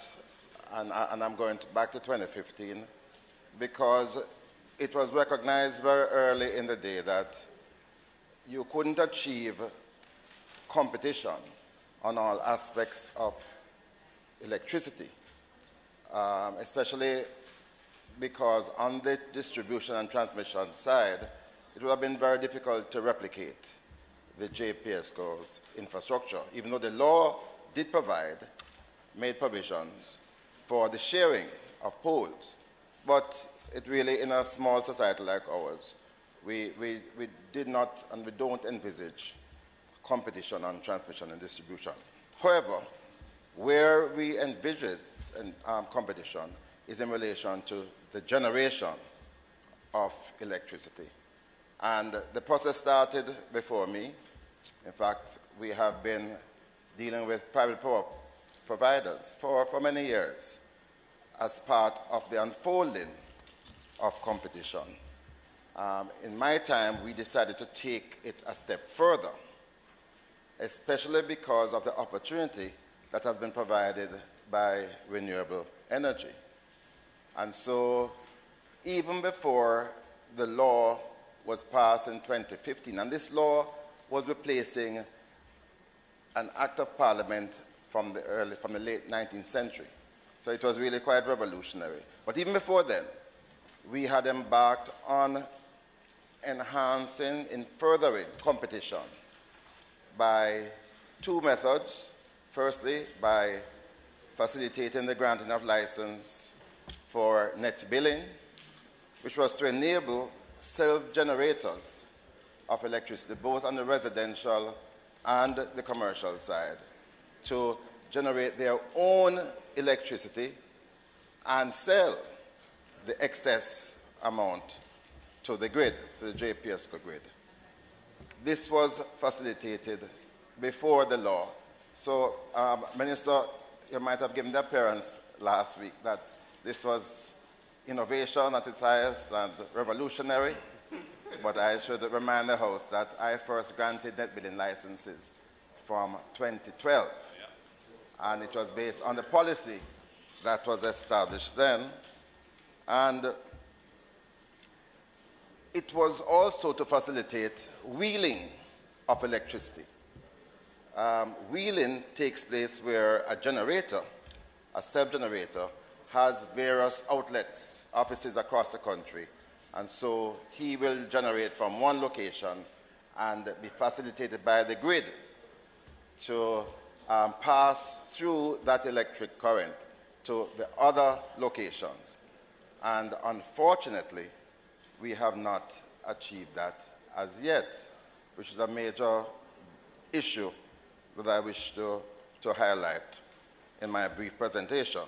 So net billing has always been in place since 2012.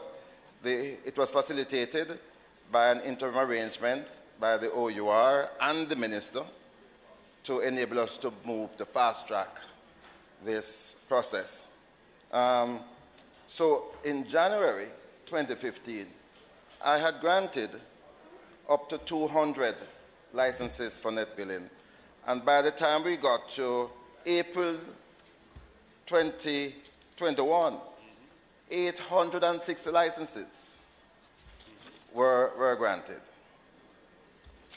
I'm not too sure where we're at today, Minister, so probably you could just expound a bit to see how many more licenses have been granted by the ministry, even without the formal passage of these regulations. Why has it taken us so long? Why we find that these processes, whether it's in establishing legislation or regulations, that these things take so long? In fact, Minister, in a report from the ministry, and I know that you were not always the minister, but in a report from the ministry, the regulations were drafted from 2017, 17, 18, 19, 20, 21, 22.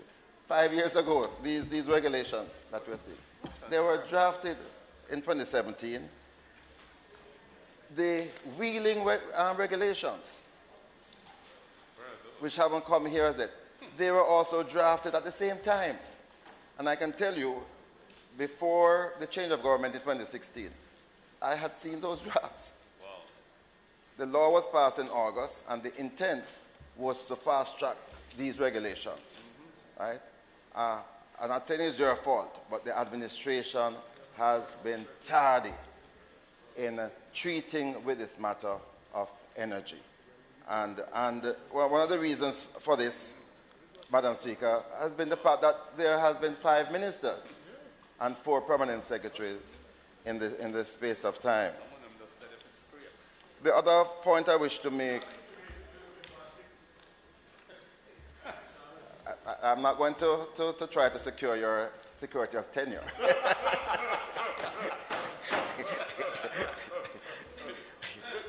But no, this is too important an issue for the country for it to be treated in this way. And Minister, I have to express my disappointment with you, because your predecessors did acknowledge the role of the Energy Council as a worthwhile body that was able to cement the kind of united approach we were adopting in relation to energy, so that we didn't have to come here on the floor and fight over issues. And your predecessor, especially the member from Eastern St. Andrew, did, the member who is not paying much attention here, and I'm paying her a credit, right, did try to work across the aisle in relation to the Energy Council, because these regulations should really have been passed through the Energy Council, because that's what it is there for, to be able to, with its eagle eye, look at the various provisions to spot issues that would contend and to resolve them there, rather than us coming here to fight and argue. And especially because the council includes stakeholders who are not really in the ministry. So that is my first and major disappointment with this process. It has been too long, too cumbersome, and in my closing remarks, I'll have just a few more words to say about that. In relation to the clause-by-clause regulations that have been here, again, I mentioned that these provisions, most of them, 90% of them, have been in effect from 2012. And they were fashioned by the OUR. The minister was enabled to grant these licenses, and they have worked reasonably well. So in just looking at some of the regulations, I will just highlight a few.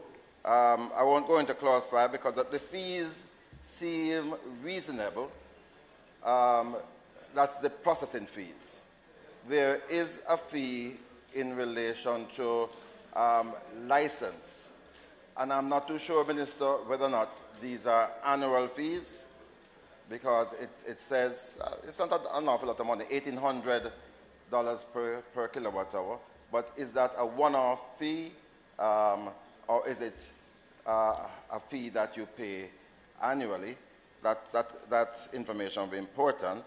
I'm also pleased that you are now giving the JPSCO 30 days after the license has been approved, because that has been one of the contentions with the operationalizing of net billing, that it sometimes would take too long for the JPSCO to move to do the connection and to have that standard form contract in place to facilitate net billing. So I'm pleased with that.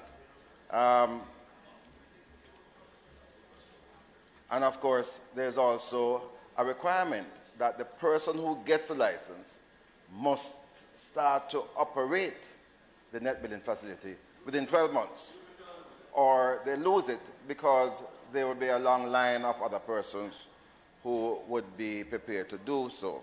And the license is granted for 10 years, substantially less than the main license is granted. A private power supplier gets a license for 20 years. I believe we have to rethink these long duration for licenses, especially in an era where the technology is improving rapidly, and Jamaica is no longer the questionable location for investments, for investors to put their money, hence the need to give them 20-year safeguard. I think because of the improvements in technology and that people can make back their money in a relatively shorter period of time, there's no need to grant 20-year licenses anymore. And that as you are only giving 10-year licenses for the net billers, why not consider now putting all licenses within that framework? Now, Madam Speaker, there is a service system charge that is incorporated in Clause 9. It has been spelled out. I don't know how much this is, and I think it's important that this is not going to be a deterrent. It is suggesting that the provider of the net billing facility will have to pay JPSCO a charge for the electricity being connected to the system. It is important that that charge is not a deterrent, is not exorbitant. And I don't see any reference in the regulations as to how this is determined. And the basis of that determination and whether or not it is going to be left up to the OUR. And I would not have a problem with the OUR being the body. But I was searching for it and I didn't find it. I did send the minister some questions and I did not get a response from you in relation to that and some other issues. Then, Madam Speaker, the regulations permit an individual to sell via net billing up to 10 kilowatt hours to the grid and a company up to 100 kilowatt hours. That was where we started in 2012. I would think by now you'd want to consider expanding that, especially because, again, the technology for solar panels, for example, you are able to invest less and get more energy. And I believe that it will be more reasonable to expand that beyond 10 and 100 respectively to a greater number. Because this is all, or ought to be a part of the overall aim, Minister, of enabling the government to achieve 50% of the electricity needs through renewables. And all of this, the excess capacity, will go straight to the grid to enable the distributor to transmit to other users. So that is in Clause 13. So if you could provide an explanation as to why it has remained at that level. Then there's at Clause 16, a net billing meter is also to be purchased from the JPSCO by the producer of the electricity. I'm not too sure the cost of this. Again, we need to be clear that we're not giving with one hand and taking back with another, because the electricity that is sold to the grid is priced at a certain rate, and in the end it might not be worthwhile for the additional investment in the facility if there isn't a net gain from it. And of course, one of the provisions is to ensure that the meter works properly and that the Bureau of Standards will be involved in it. So Madam Speaker, we really don't have a major issue with the regulations as they are. These are regulations that have been drafted long ago, and it's in keeping with a facility that has been in place long ago. But the Minister would forgive me for also mentioning in this regard, again about the time process, today's own editorial in the Gleaner, which has looked at the Electricity Act 2015. And it is the second editorial. I thought, though they were critical, they were a bit light on the government. Because, as you know, I've expressed my views to you that the 2015 law required that there be a review of the provisions of the law within 5 years. And it was my remark in 2020 that urged you and spur you to start this process of review. There are various interpretations to this, Madam Speaker, because a litigant could claim that because a review hasn't happened, and that review ought to have affected fundamental provisions in the law, that there is, in fact, an ongoing breach of the law. When the law was passed, it was anticipated that certain provisions would not outlast 5 years, that they would be subject to review, and that there would be changes to be done. And I don't practice in the courts, but I believe that if a review is mandated and it is not done, and it is in breach of the law, then a litigant could cite certain of the provisions that they would have anticipated would have been changed by now to, to be in breach of the statute. And so it is important, Minister, that this review be concluded as quickly as possible. And your comments really did shock me, because I thought we were going at a certain pace, which pace was to enable us to catch up on the time that had passed. But your recent comments is that we paused and that there was a body to be established to do further consideration of the way forward. But that's not in keeping with the statute. No, certainly not in keeping with the statute, and also not in keeping with the mandate of the Energy Council. And I don't see, Minister, why there's need at this time to pause to look at the effect of COVID and the Russian and war. I believe all of those things are palpable, and that rather than pausing, we need to expedite, we need to intensify as urgently as possible. And to get to 50% by 2030 is not an easy feat. Stop the waffling, man. It is a massive effort. There has been no renewable energy brought on out of a process since 2016, None whatsoever. Even those that came after came as a result of that procurement process that we did in 2014. So I beg of you, let us get back to the Joint Select Committee. Let us get back to completing that work as quickly as possible, and let us get back to dealing with some of the fundamental things, one of which the member from Western St. Andrew will constantly remind us. We need to ensure that competition is further enhanced by allowing operators in free zone enterprises to also generate SEZs, to be able to generate their own electricity to supply their tenants in their premises. So these are matters that I urge that you consider. The wheeling aspect, I anticipate that those will come very soon.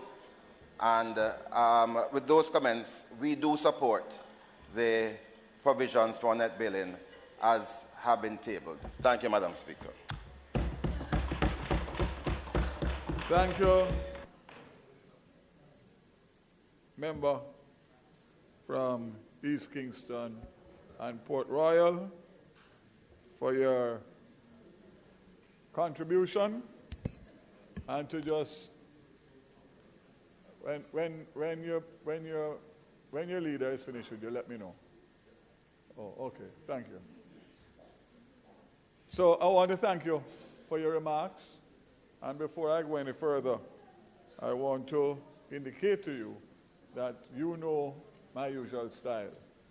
And I was not aware that this was not passed through not only Energy Council, which unfortunately is still not fully subscribed despite Cabinet's approval, because as you know, there's a number of different areas of expertise that are invited, and NGOs, etc.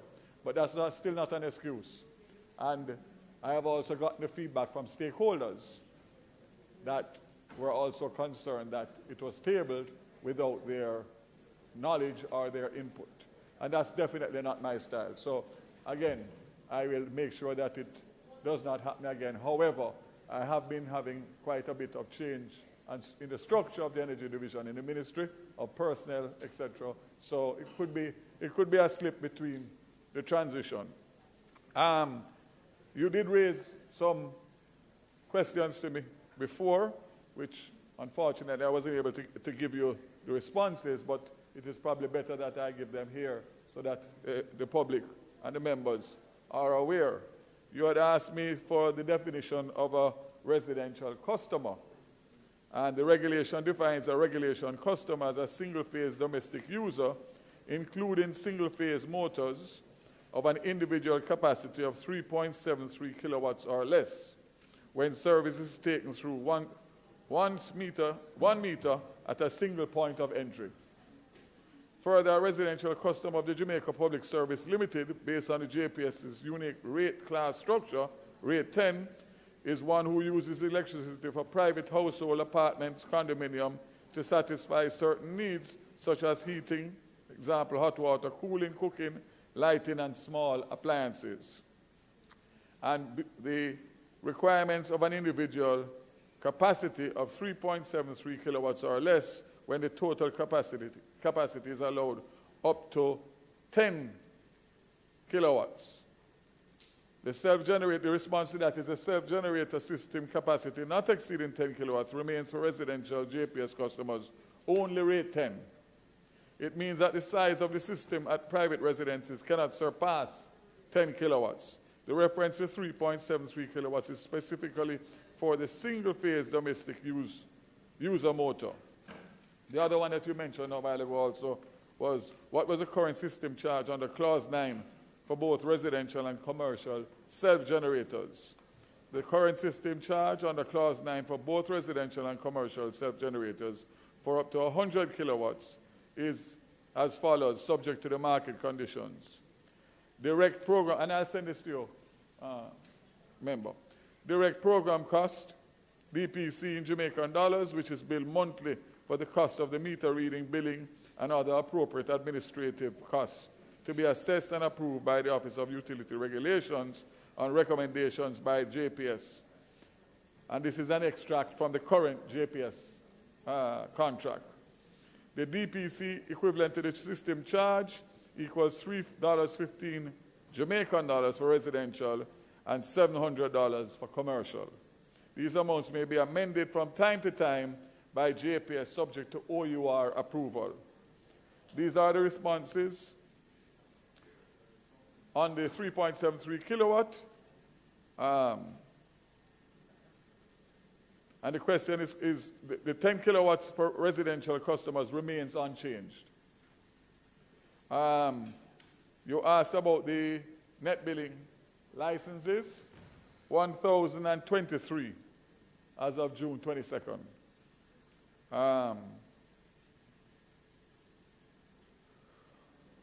Okay. You asked about the meter cost. Clause 16. The meter cost is in the domain of JPS. We don't have an exact cost of that as yet.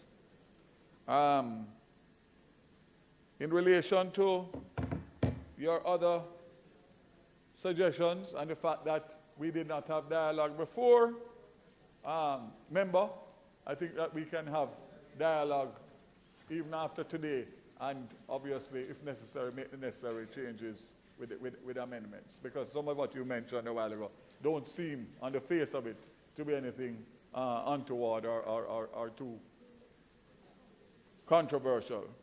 So, Madam Speaker, the net billing regulations 22 have been presented to this Honorable House and my fellow Jamaican citizens. These regulations, although delayed in coming forward, could not have been presented at a more fitting time when the world events over the past 2 years have essentially put into sharp focus the need for greater effort in moving towards sustainable and reliable energy sources.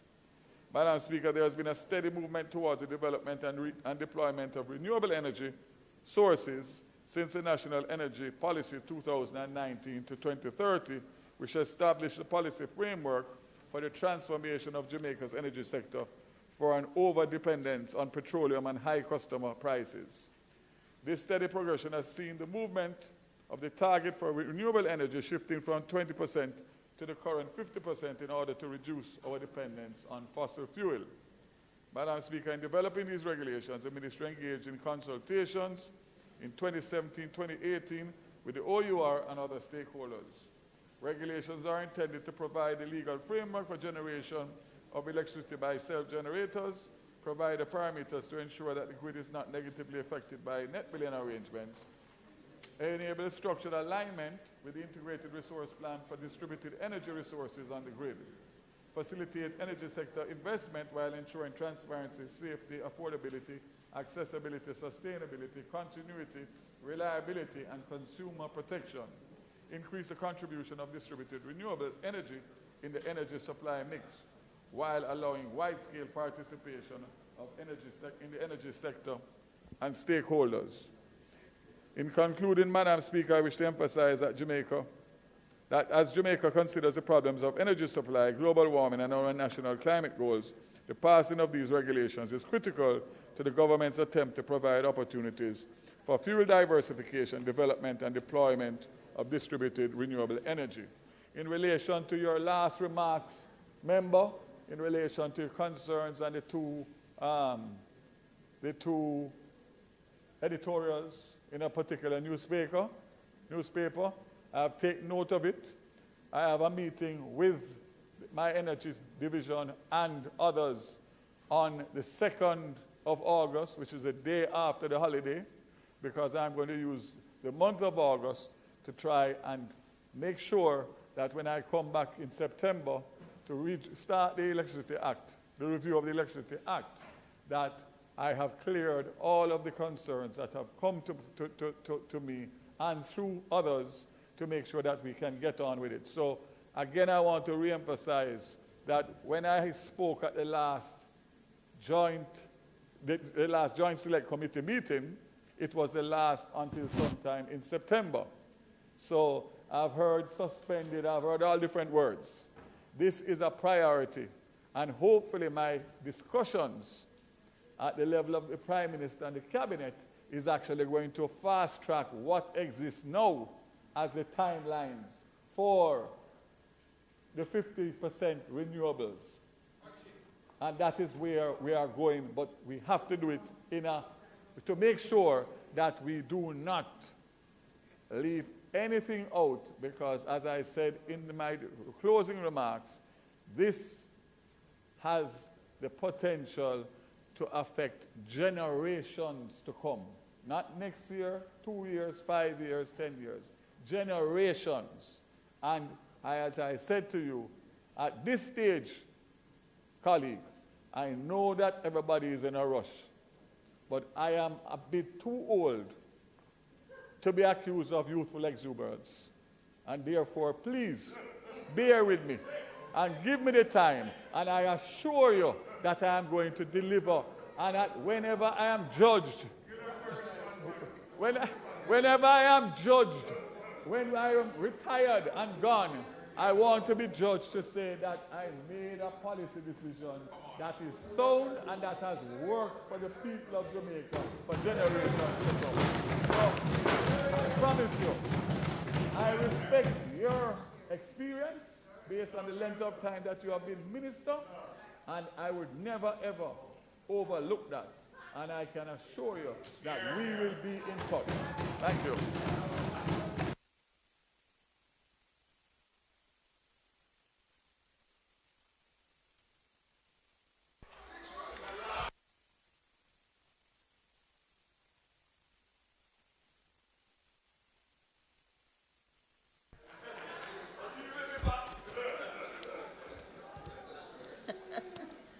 Madam Speaker, I now ask for the recommittal of items, announcements. Prior to that, House Leader, members, the question before you is that the motion brought by the Minister be approved. Those in favor?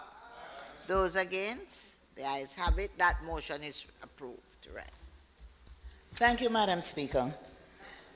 So at this time, I ask for the recommittal of items, announcements, reports from committee, notices of motion given orally.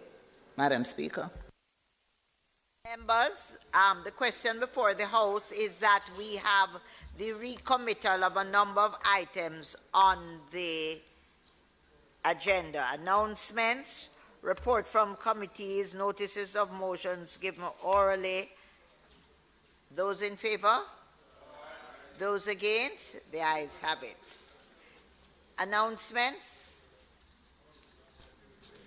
Also laid on the table of the House today are copies of the report of the Joint Select Committee on its deliberations on the bill shortly entitled the Firearms, Prohibition, Restriction and Regulation Act 2022.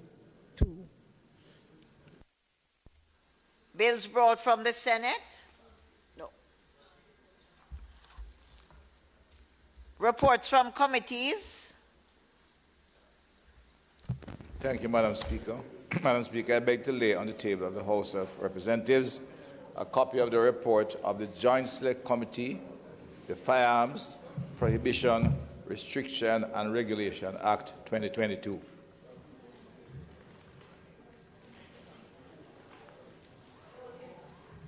Notices of motions given orally? Madam Speaker, I beg to give notice that at the next meeting of the House, I will move the following motion. Be it resolved that the report of the Joint Select Committee, Firearms, Prohibition, Restriction and Regulation Act 2022, which was laid on the table of the House on the 26th day of July 2022, be adopted. At a later stage, there I move for the suspension of the standing orders, enable me to take this motion.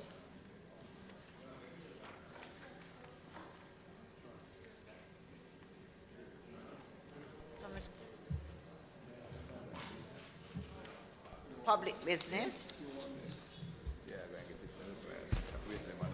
Madam Speaker, Public business.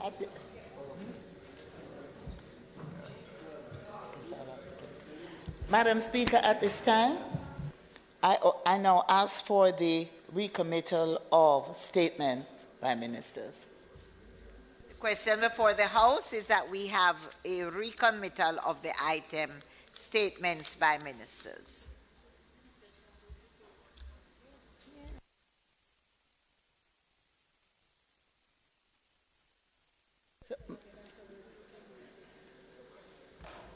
Members, the question is that we do recommit the item public business, at which those in favor, those against? Dr. Chan?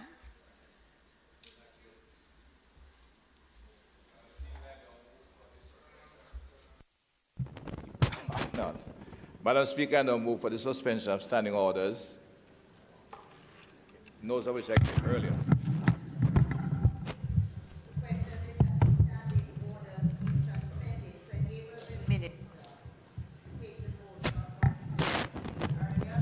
Favor? Those against? The ayes have it. These are my. Thank you, Madam Speaker.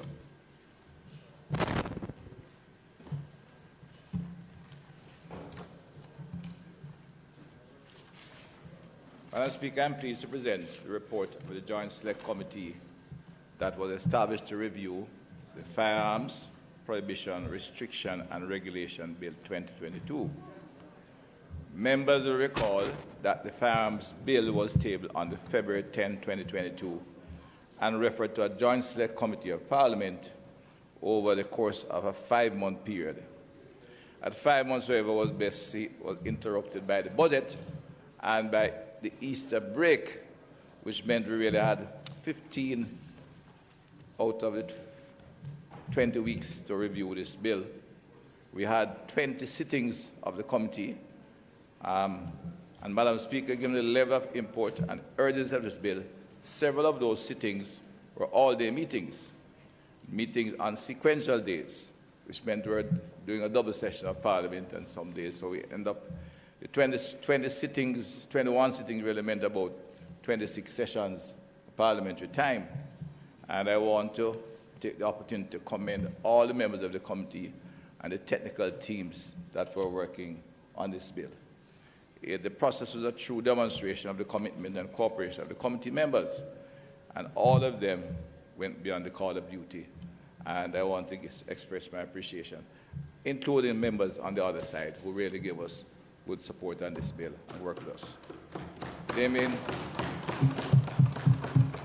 will have submitted a minority report, Madam Speaker, but that is not in a bill of this complex, and as large, there can be occasional policy difference, and that's part of our elected democracy. But their effort and their participation was indeed productive, and they helped us to make us have a better bill here today. I want to thank all members. The Joint Select Committee completed deliberation on the bill on July 22, 2022, having received comments from several stakeholders, including Jamaica Defence Force, the Proactive Jamaicans, Jamaica Rifle Association, the licensed firearm holders, the Jamaica Bar Association, the Law Offices of Peter Champagne and Company, the Cornwall Bar Association, among others. The committee carefully considered these submissions and fully ventilated these in our meetings. Their recommendation outlined the report, and some amendments were derived from their recommendations.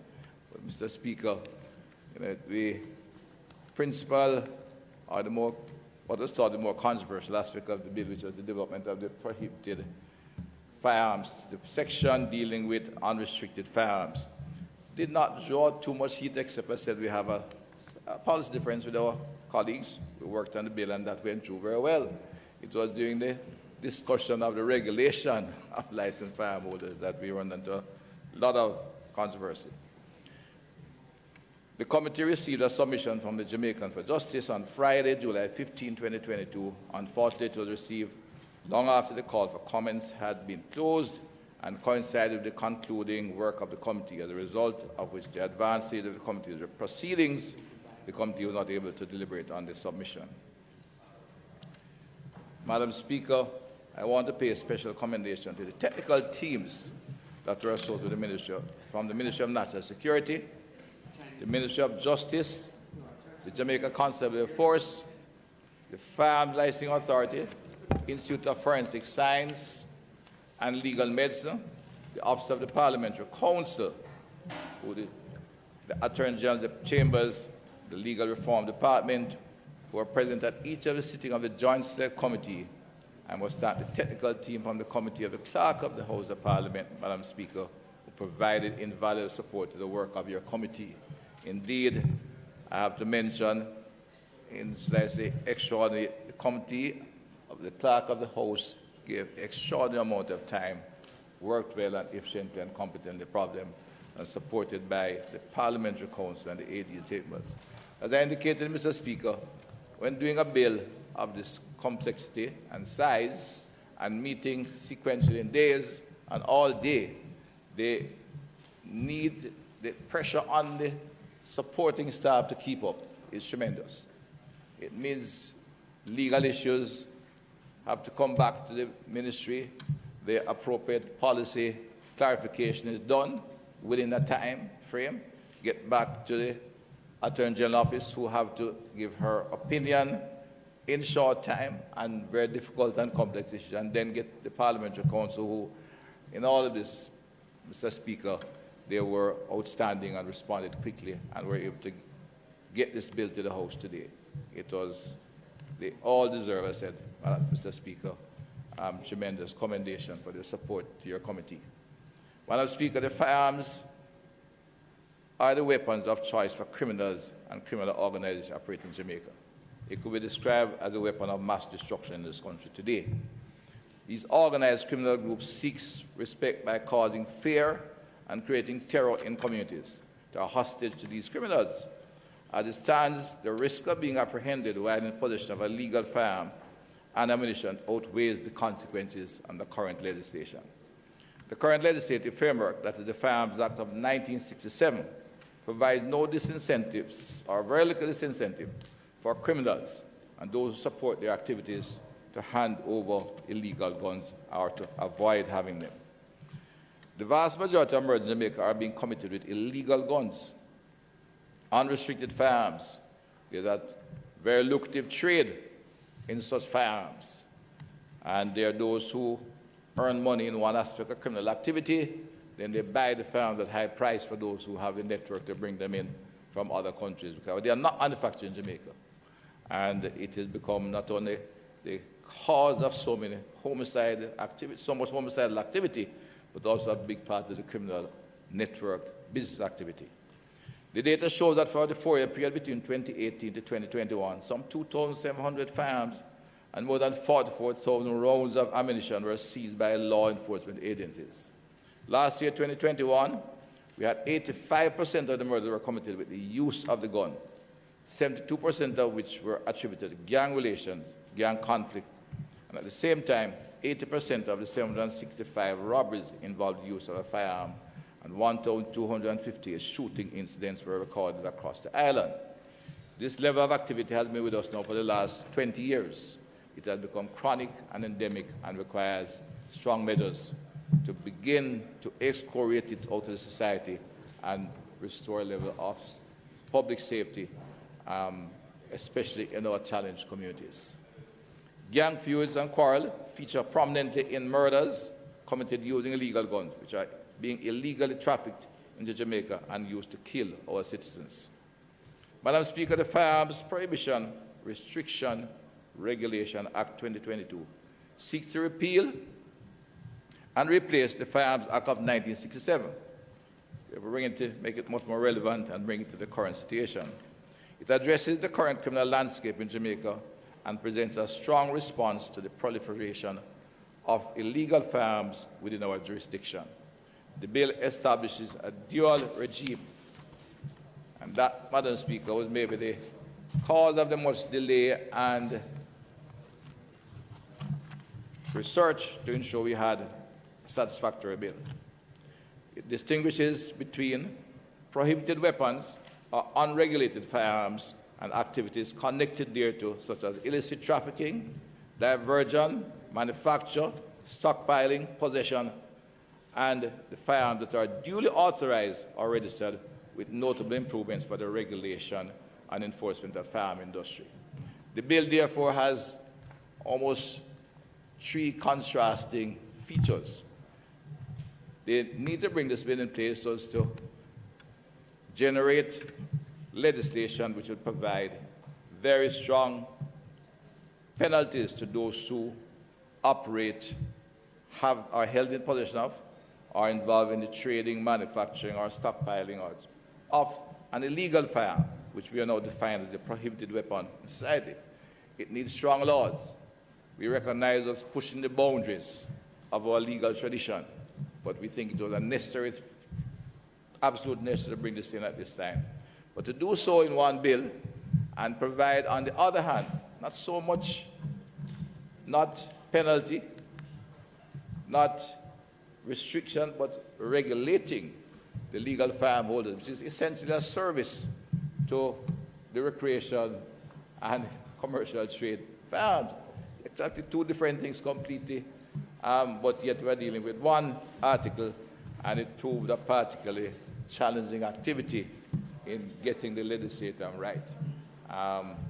One is creating a customer-friendly, user-friendly activity. I said a public service. The other one is giving the police some very powerful tools, which at times were actually pushing on the boundaries of our constitutionality. So it did provide some challenge, but the staff went about their business with diligence, worked and identified, legislation that could be adopted, went as far as actually finding a jurisdiction. We had two pieces of legislation, but joined in some way. We dealt with illegal firearms on the one hand and regulated firearms in another bill. The bill introduces new provisions to address Jamaica's adherence to the international treaty obligations, as well as the inadequacies which exist in the local framework, as such provisions relating to trafficking, diversion, stockpiling, and the movement of firearms, their parts, components, and ammunition have been introduced. The bill further provides for the marking of the firearms, capturing of ballistic signatures as they are registered, as well as the establishment of a national control system and a national registry, all important in ensuring we know where our legitimate operation firearms are and can identify with ease and without any particular challenge that will allow for mixing of the two. Madam Speaker, the bill which was sent to the Joint Select Committee proposed the introduction of harsher penalties for certain offences, such as the possession of a prohibited weapon with intent to traffic and the manufacturing of a prohibited weapon. For these egregious offences, the bill proposes imposing a mandatory term of imprisonment for 15 years before eligibility for parole. Madam Speaker, the bill, as reviewed by the Joint Select Committee, is divided into 10 parts, as I outlined when it was originally tabled in February of this year. I'll now give an overview of the Joint Select Committee report. Madam Speaker, the report being tabled outlines the recommended changes to the bill following the review and the deliberation of the Joint Select Committee. The report notes that the general objective of the bill, of the Act, was to establish a framework which prohibited firearms and ammunition that were illicitly traded and which regarded possession of these prohibited firearms and ammunition as the foundation on which other heinous and violent crimes are committed. The report further notes that the bill seeks to eliminate illegal possession, manufacture, trafficking, proliferation, and use of prohibited weapons, particularly through the provision of appropriate penalties which will deter such activities. It provides for and promotes effective management and regulation of the firearm industry through the establishment of a robust licensing regime and national registry. Crucial, because though the legitimate holder is screened and go through a screening process for the issuing of the license, we have to maintain a very strong institutional regulatory system for those firearms, and to ensure that as few as minimal number will reach in the illegal trade and become transshipped into the prohibited sector. Establish standards that were in keeping with internationally recognized norms and best practices for the firearm industry. Regulate the lawful manufacture, trafficking, possession and use of firearms and ammunition in the interest of personal and public safety, and align the legal framework in respect of firearms and ammunition with Jamaica's international treaty obligations. The Joint Select Committee, in reviewing the bill, made recommendations for the introduction of new terms such as assorted parts. Additional, the committee proposed amendments to the definition of some terms, including modification, firearms, parts, and components. The committee agreed that the definition of the term firearm should be amended to read as follows. A means any barreled weapon which discharges or is designed to discharge any shot, bullet, or other projectile, or 2, prohibited weapon unless the context otherwise requires and includes any such weapon created as 3D printed weapons or otherwise created through the use of electronic software.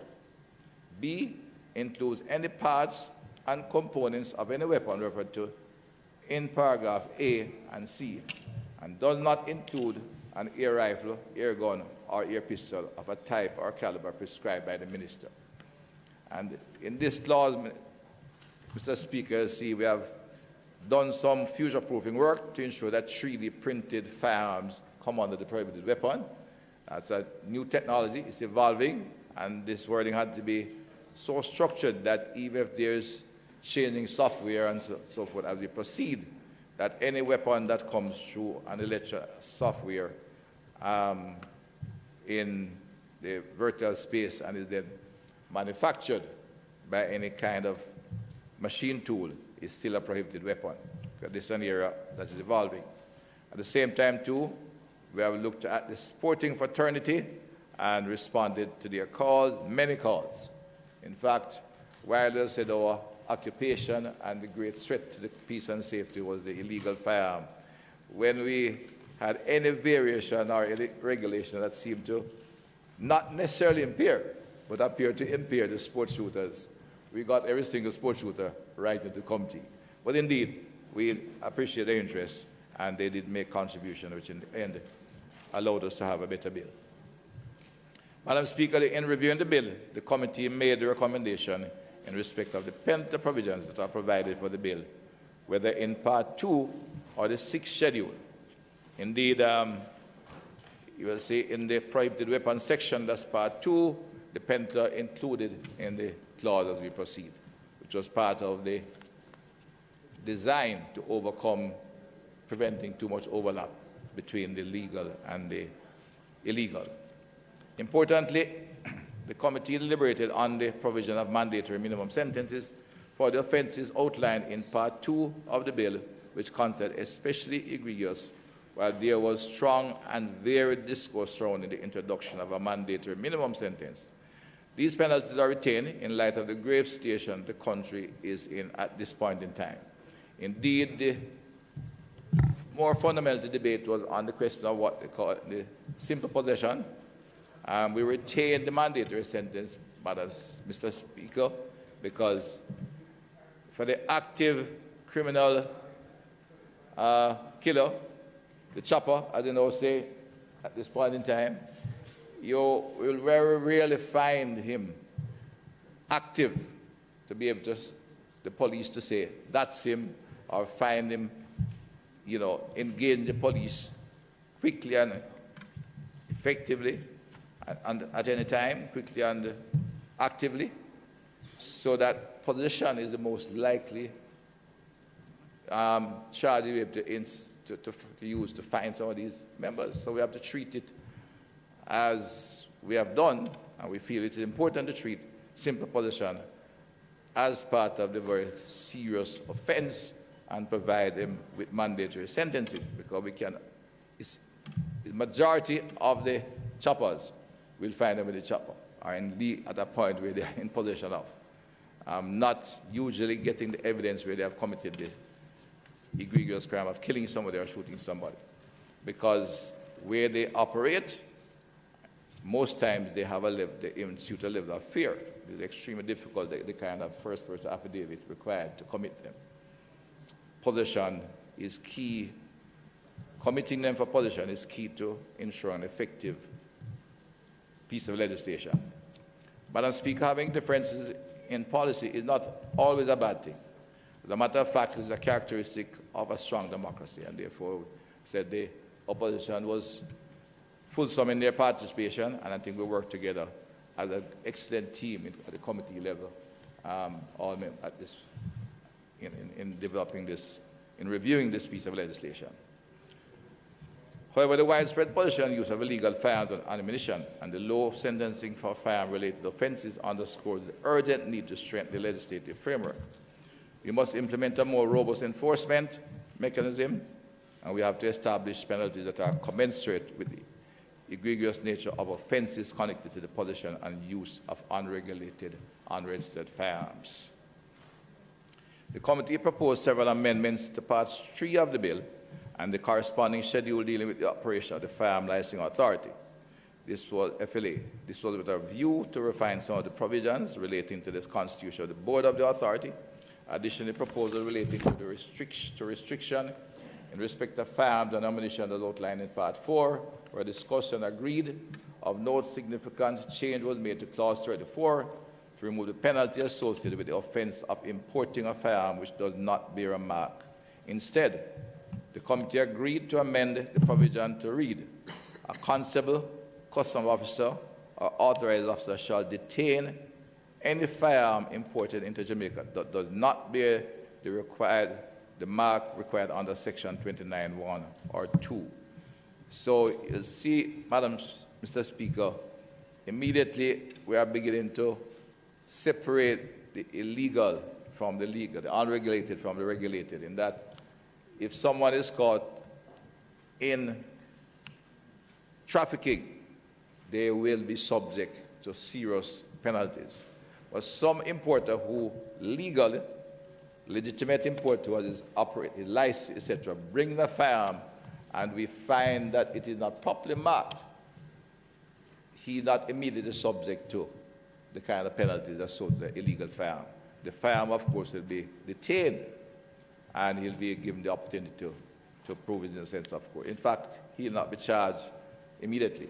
The first thing is to detain that firearm, and he can seek to import the appropriate firearm that he's seeking to get for his business. This is, of course, part of our whole registry of firearms, because the marking must be there to do the initial registration, and the firearms licensing authority will further mark the firearms, and you have a distinct national ID. And for the government-owned firearms, the Institute of Forensic Science and Legal Medicine will in fact have a unique mark for the government firearms, as well as their forensic signature. Madam Speaker, as it relates to Part 5 of the bill, firearms authorization, as the report outlines, several clauses were amended.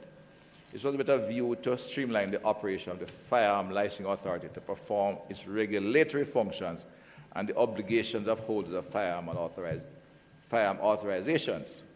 For example, proposal relating to suspension, revocation, and cancellation of firearm authorization, as outlined at clauses 83 to 85, were discussed and agreed.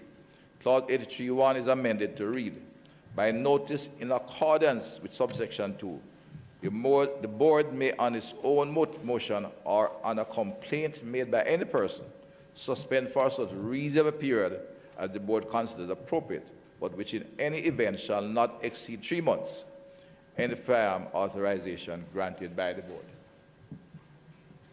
Madam Speaker, a notable change in respect of the appeals process outlined at Part 6 is the removal of the ministerial involvement in the process.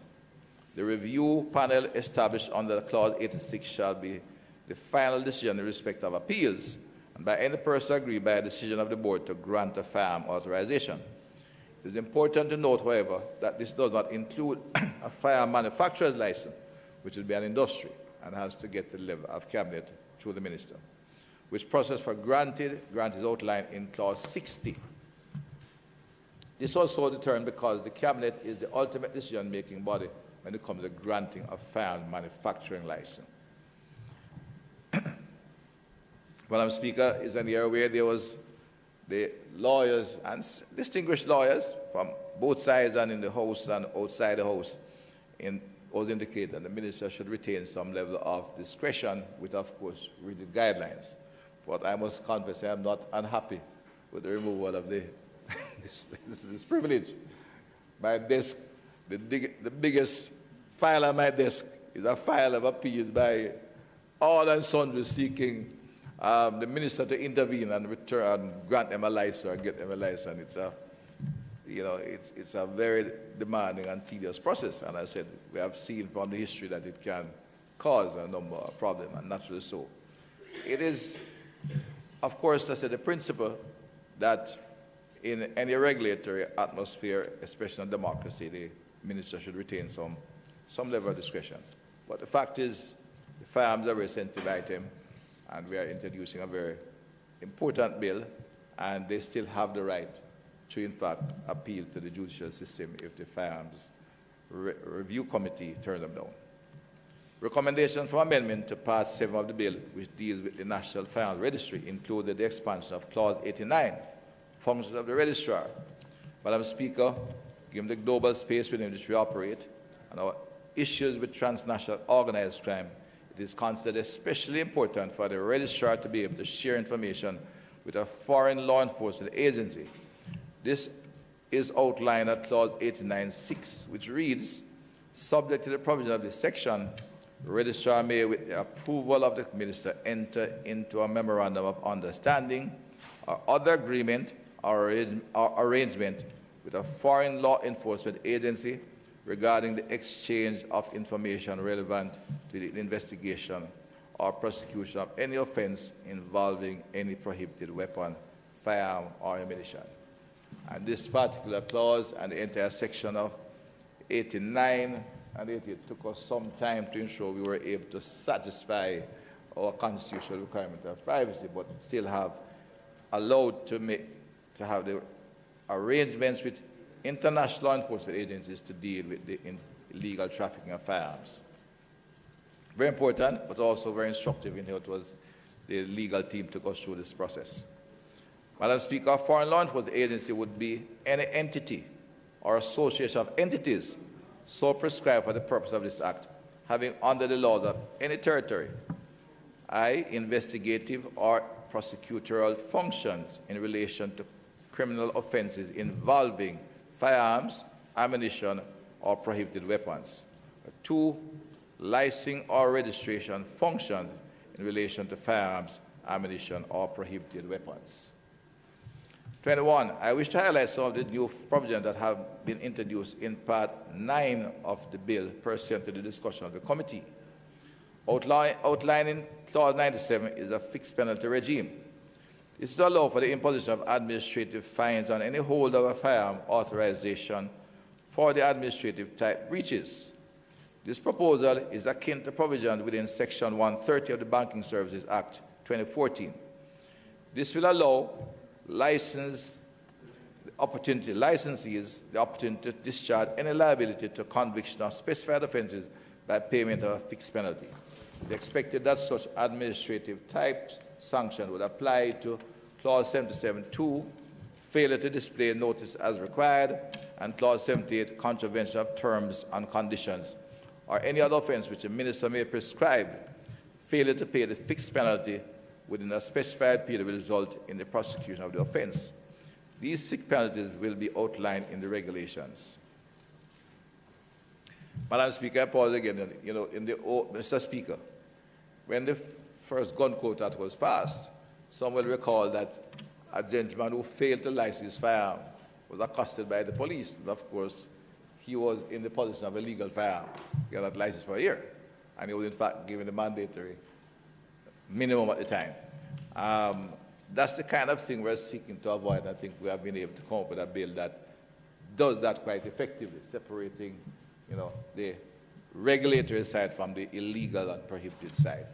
And it was one of the challenges we faced in trying to create a bill that would allow a genuine separation that could be, so that they could be effectively regulated and prosecuted in different ways. Madam Speaker, a new Clause 98 has been introduced to provide for the use of controlled delivery as a technique for investigation, and that the use of controlled delivery shall be accepted in a court of law. Controlled delivery, Mr. Speaker, means the technique of allowing illicit or suspected assignments of firearms, ammunition, or other related material to pass out of, through, or into the territory of one or more states with the knowledge and under the supervision of the competent authorities with a view to identifying persons involved in the commission of offences under this Act. The competent authority shall be the Commissioner of Police, Chief of Defence Staff, Director General of MOCA, and the Commissioner of Customs. In layman's terms, Mr. Speaker, if a shipment of firearms is identified, the police commissioner or any of the heads of the relevant agencies have the authority to have those firearms replaced by fake items looking the same as available, like the firearms you use in a movie, and have them replaced and shipped and delivered. If unless that is authorized, it would be a challenge, and that's the best way to be. That's one mechanism of trying to find out who some of these perpetrators of criminal trafficking are. Furthermore, there is a new Clause 102, which makes it an offense to assault or obstruct, hinder, or resist an authorized officer. A fine of $1 million is prescribed for such an offense. Madam Speaker, the bill sent to the Joint Select Committee proposed that consequential amendments be made to several pieces of legislation in order to bring them into alignment with the bill. Per the discussion of the committee, several other consequential amendments were proposed. These include amendments to the Offence Against a Person Act to impose a mandatory minimum penalty of 20 years for offences involving the use of a firearm, such as shooting with intent to do grievous bodily harm. So, of course, just include that there is good synchrony between the bill and this bill and the other bills where firearms offences are concerned. This is in light of the minimum sentence proposed in the Firearms Bill. The Prohibition of Crime Act is also being consequentially amended in the second schedule by deleting item 4 and substituting therefore the following: prohibited weapon, etc., for an offence under Part 2 of the Firearms, Prohibition, Restriction, and Regulation Act. The committee further made a recommendation for the mandatory minimum sentence provided for murder under Section 3(1)(c), (b), (I) of the Offence Against the Person Act to be increased in light of the mandatory minimum sentences provided for in the Firearms Bill.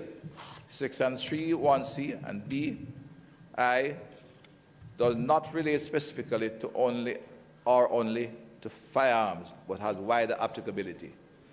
The JSC only has a remit to review the Firearms Bill and to make recommendations to amend that bill and to make consequential amendments that arise. The JSC, the Joint Select Committee, therefore, your committee, Mr. Speaker, therefore recommends that the relevant ministry, the Ministry of Justice, I think, or Legal Affairs, consider the matter for amendment. It is, as indicated by the Legal Reform Department, that section of the Offence Against the Persons Act is more nuanced and could not be amended to deal with firearms, and therefore must be dealt with by the host ministry. It is relevant to, in fact, bring them in line. Madam Speaker, the report of a Joint Select Committee on its deliberations on the bill shortly entitled the Firearms, Prohibition, Restriction and Regulation Act 2022 is hereby tabled with the recommendations outlined. Having regard to the number of amendments, it is proposed that the original bill that was tabled on February 10, 2022 be withdrawn and a new amended bill be tabled today. Of course, it will be tabled today, Mr. Speaker, but not debated today. And because of the nature of the bill, it's a big bill. It, as I said, has charted some new directions, introduced some novel ideas, and therefore it is important that all members of the House have time to review it, read it, and on both sides, because this is a major piece of legislation that is going to sort to bring.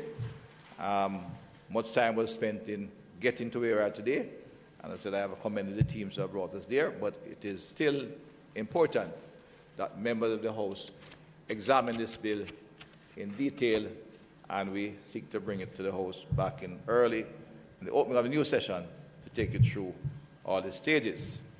But it's among the reasons that I insisted, and the staff responded. In fact, again, I had comment by Minister of State, and my Permanent Secretary said it was a grueling period in the last 20 weeks as we seek to bring this on time and meet the deadline of the 26th. And I said I cannot be more express greater appreciation, especially to the technical teams, Parliamentary Council. It might be our advisor on parliamentary expression, like the member from East Kingston, the expert there, and our elders, and parliamentary, but the CPC was like a gem in this operation. We really did extremely high quality and good work in very demanding times for this particular activity. Madam Speaker, as I close, I wish to underscore the national crisis that we are faced with as a result of the widespread access, possession and use of illegal firearms and ammunition. We must continue to work collaboratively to present a robust legislative framework and a united front with strong deterrent measures for these criminal activities and these criminals, heartless criminals that go across our countryside, our nation, and take the lives of our people, snuffing out young lives, innocent people from time, all across. And that applies in many communities, a challenge we have to deal with and deal with effectively as we restore public safety and good order. Many of the shootings, of course, some will say take between gangsters, but those gangsters are young Jamaican men who provide alternative opportunities, can make a major contribution to this country. In fact, we have lost so many. It's difficult to analyze and, in fact, put a value to that. It has been it's a very traumatic activity across this country, and we have to find ways to deal with it. And as indicated, there are the two angles. This is one line we have to provide the criminal violence. Jamaica Consular Force as an institution is going through a powerful transformation, as well as recruiting additional numbers, extensive training, and in process, we need to provide them with the tools to overcome the plague of criminal violence that besets our country. both in the immediate situation as well as we take other actions for long-term solution. I look forward to the support of the members and accepting this report we have tabled today. Thank you.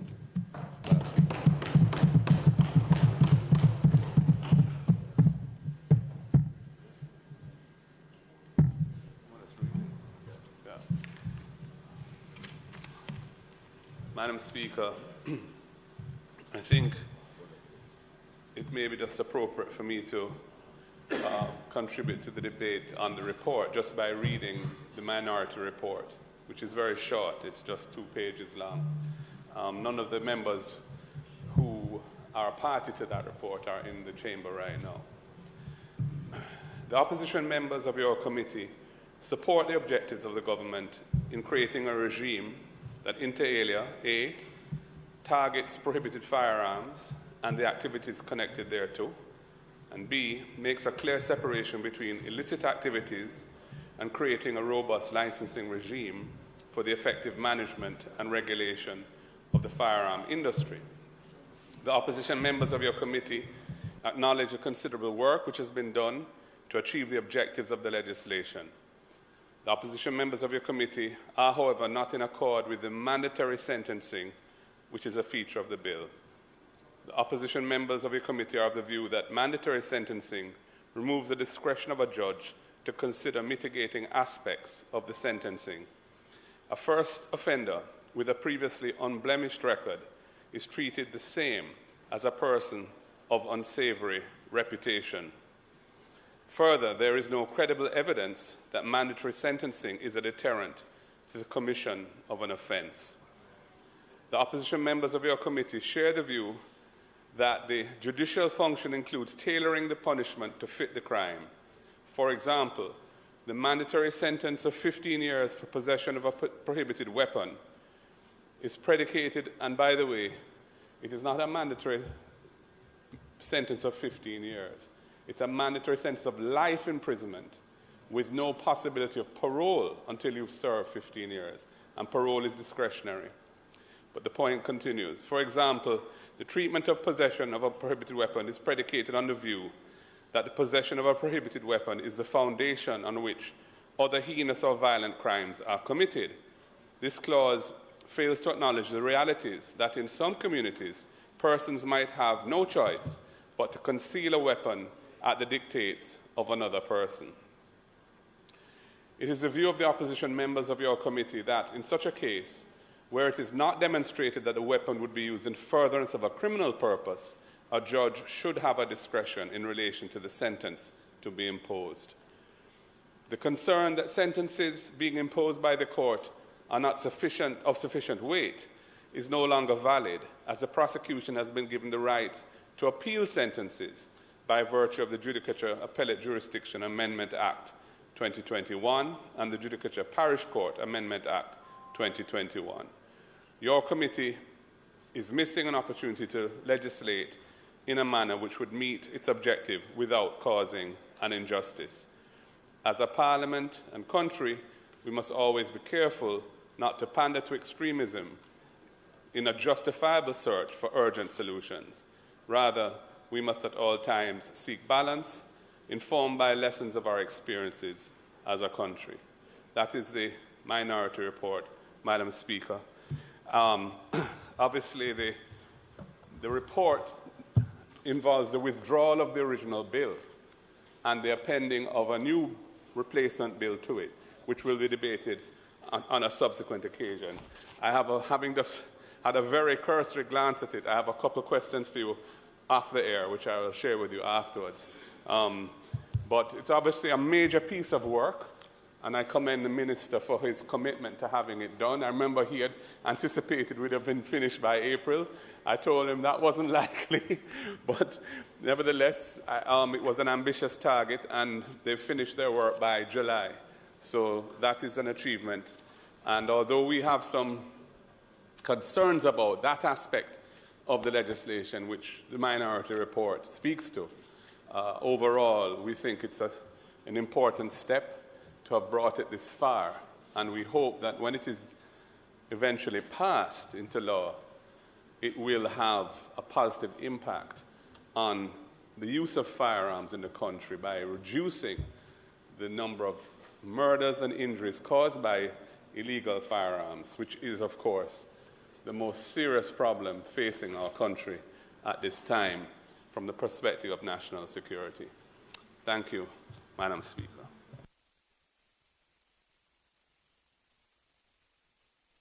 Thank you, Leader of Opposition.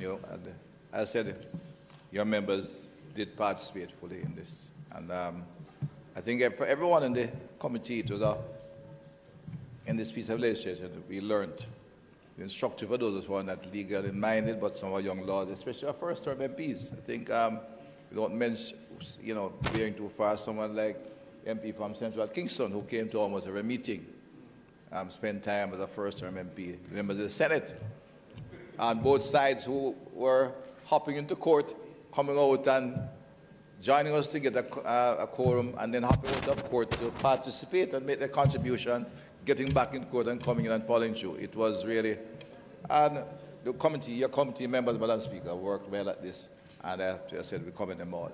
There's a policy difference, and I said it is not contentious, and in a democracy, the fact is that we can have different policy initiative, and it's not so, and we can work together on that. And also indicate that in the question of mandatory sentences, there are two pieces of, two aspects of the legislation which still allow some review of where the incident of questionable, and the margins of the requirements, so to speak, of justification.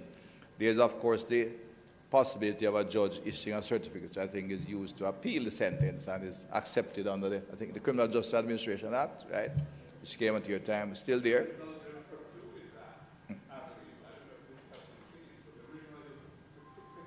I think that, and in fact, the Minister of Justice, Legal Affairs, suggesting an additional outlet to have a sentencing hearing at the same court in which the trial was held, so that it can be reviewed and therefore looked at again. So opportunity there, we recognize that it can pose a challenge, and in the nature of law, while the majority of our problem will come from the criminal activity, you just need to find one case. And as the lawyer will say, the rights will say to me, one case is one case too much. But we are providing the required outlets for the individual who may feel, in which there was some, there was a mistrial that can be looked at. But the problem, Madam Speaker, as indicated from the statistics, we use percentages, which sometimes are not reflective. If we use the absolute numbers, this country has been experiencing over 1,000 murders for 20 years. That is well over 20,000 of our young men, largely, who have lost in this process. It's measurable. We have a major problem. As a democracy, we have the highest homicide rate in the globe. In fact, we have the highest homicide rate in many years across the globe, including countries which have gun culture, involving civil strife, and involving all kind of gangstering activity. This legislation, piece of legislation, is seeking to, as I said, and as one member has said, to bring to the fore legislative process that can help us to get gun crime under control. Many of the countries that have the kind of problem we have in terms of criminal violence are using measures that are far more extreme. I think only in the month back, about 6 weeks ago, one country in Latin America region, which has a population a little bit bigger than ours, but not much. They picked up 19,000 gangsters, locked them up. Without any question. Of course, it's cut their murder rate overnight, but that's not the kind of thing we'd seek to perpetuate in our society, and it does not necessarily bring the kind of sustainable solution over the long term. So we are as a government, seeking to find the kind of legislative framework in which we can restore, I said, good order and public safety. So, Madam Speaker. Sorry, Minister, just on a point of clarification on one issue. Yeah. The idea that the trial judge can issue a certificate that the mandatory sentence has been imposed, but he thinks or she thinks it's excessive in the circumstances, and the Court of Appeal can review that. That was introduced into the Criminal Justice Administration Act by an amendment in 2015. However, there are certain exclusions from that process. And if you look in the 7th schedule of the bill, as appended to the report, it amends the Criminal Justice Administration Act, Section 42C, to add to the list of excluded provisions an offense under Part 2 of this bill.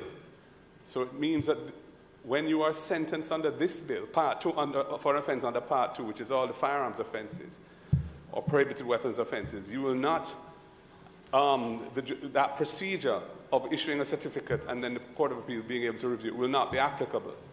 So that is a concern. And I think that it's very important that that be understood, because if that's not the intent, then this provision in the 7th schedule should be deleted. Thank you. I know it was examined, and I'm not sure.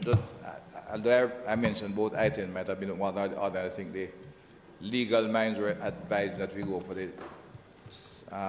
sentencing hearing. I thought they left it, which is a concept. Yeah. Is there a provision in there for that? There should be in there for amendments for the development of that particular item. I'll certainly, as we go through the bill, ensure that the provision is provided. Right? Okay. I'm not sure it is now, but my colleague, my legal mind here will advise me. That was what was discussed. In reality, it was either or.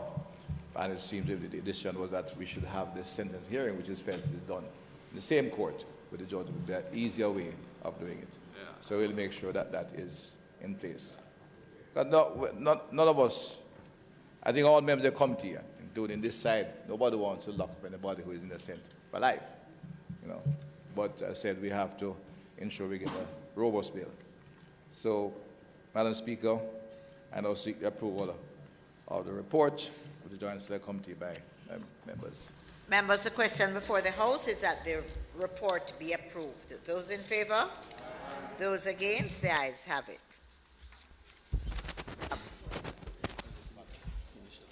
Thank you, Madam Speaker. This Honourable House would have seen numerous amendments in the report of the Joint Select Committee, which was earlier approved by this House for the incorporation of the bill, shortly entitled the Firearms Prohibition, Restriction and Regulation Act 2022. In accordance with the Standing Order 63(1), I will now seek the leave of this House for the bill to be withdrawn and for a new bill to be tabled, which will incorporate all the amendments in the approved report. Members, you have heard the Minister. Is it your wish that the bill before us be withdrawn and a new bill be tabled, incorporating the amendments in the report which we approved earlier?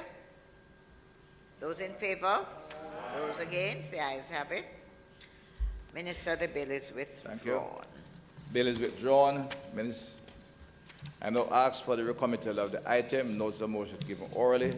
Enable me to table a bill shortly entitled the Firearms Prohibition, Restriction and Regulation Act 2022.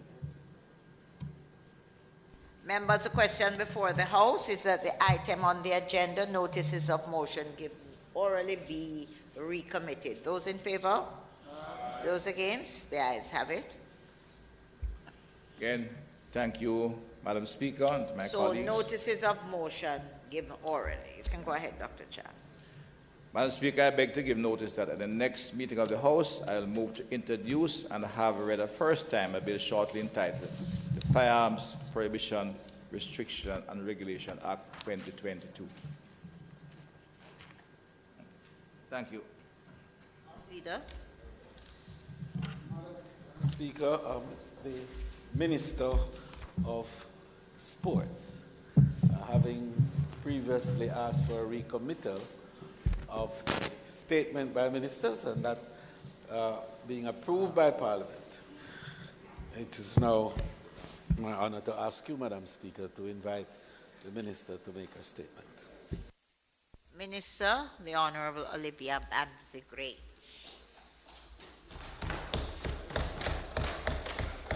Thank you, Madam Speaker.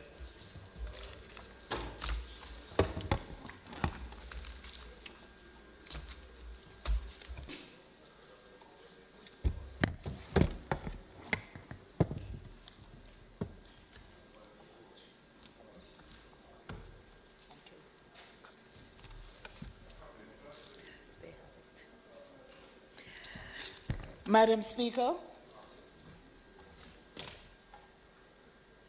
We have copies for the opposition. Yes, the Copies of the... all of these should have copies of my presentation.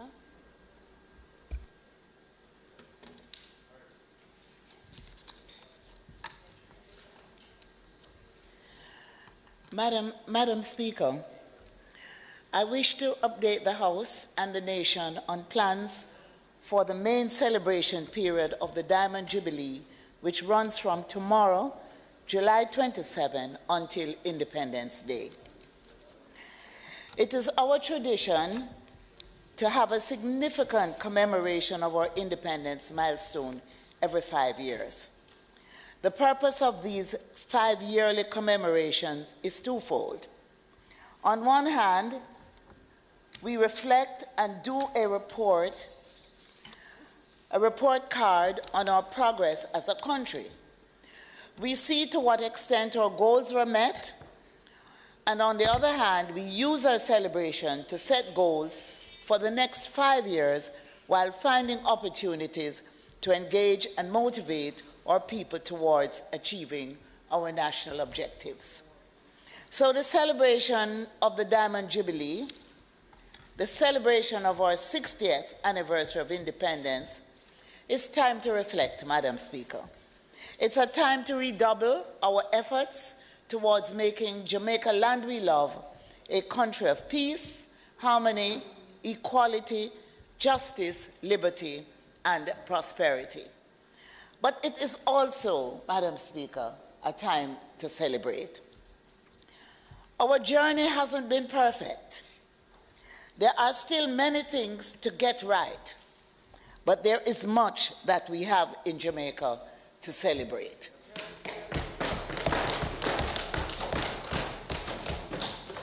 In 60 years, Madam Speaker, Jamaica has produced the fastest man ever in the Great Usain Bolt.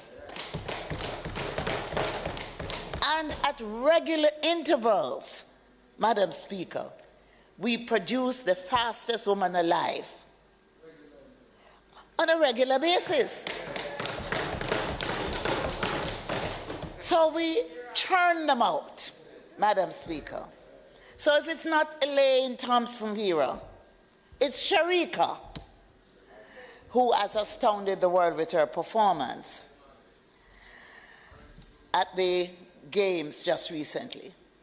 They are products of a homegrown sports system that has produced many world and Olympic champions over the last 60 years. Champions such as Shelley and Fraser Price,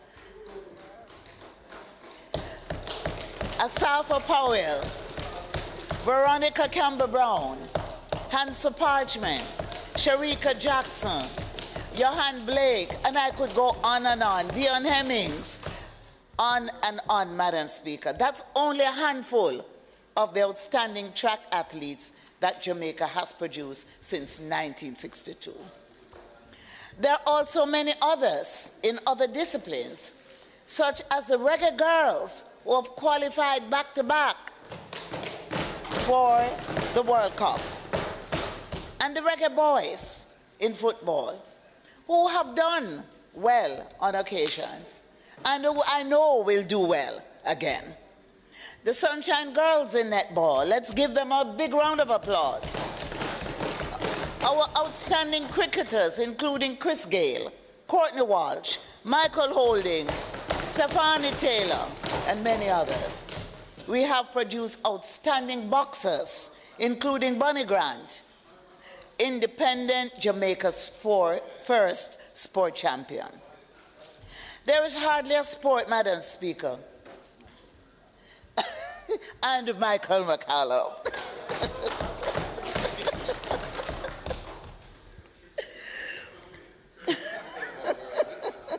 And Trevor Burby. I tell you, there's so many. And we have outstanding cricketers, Chris Gale, Courtney Walsh, Michael Holding, Stephanie Taylor. So we have produced outstanding sports personalities in the area of what I call physical culture. There is hardly a sport, including winter sport, in which Jamaica hasn't made an impact in the last 60 years. That is reason to celebrate. So, Madam Speaker, consider this.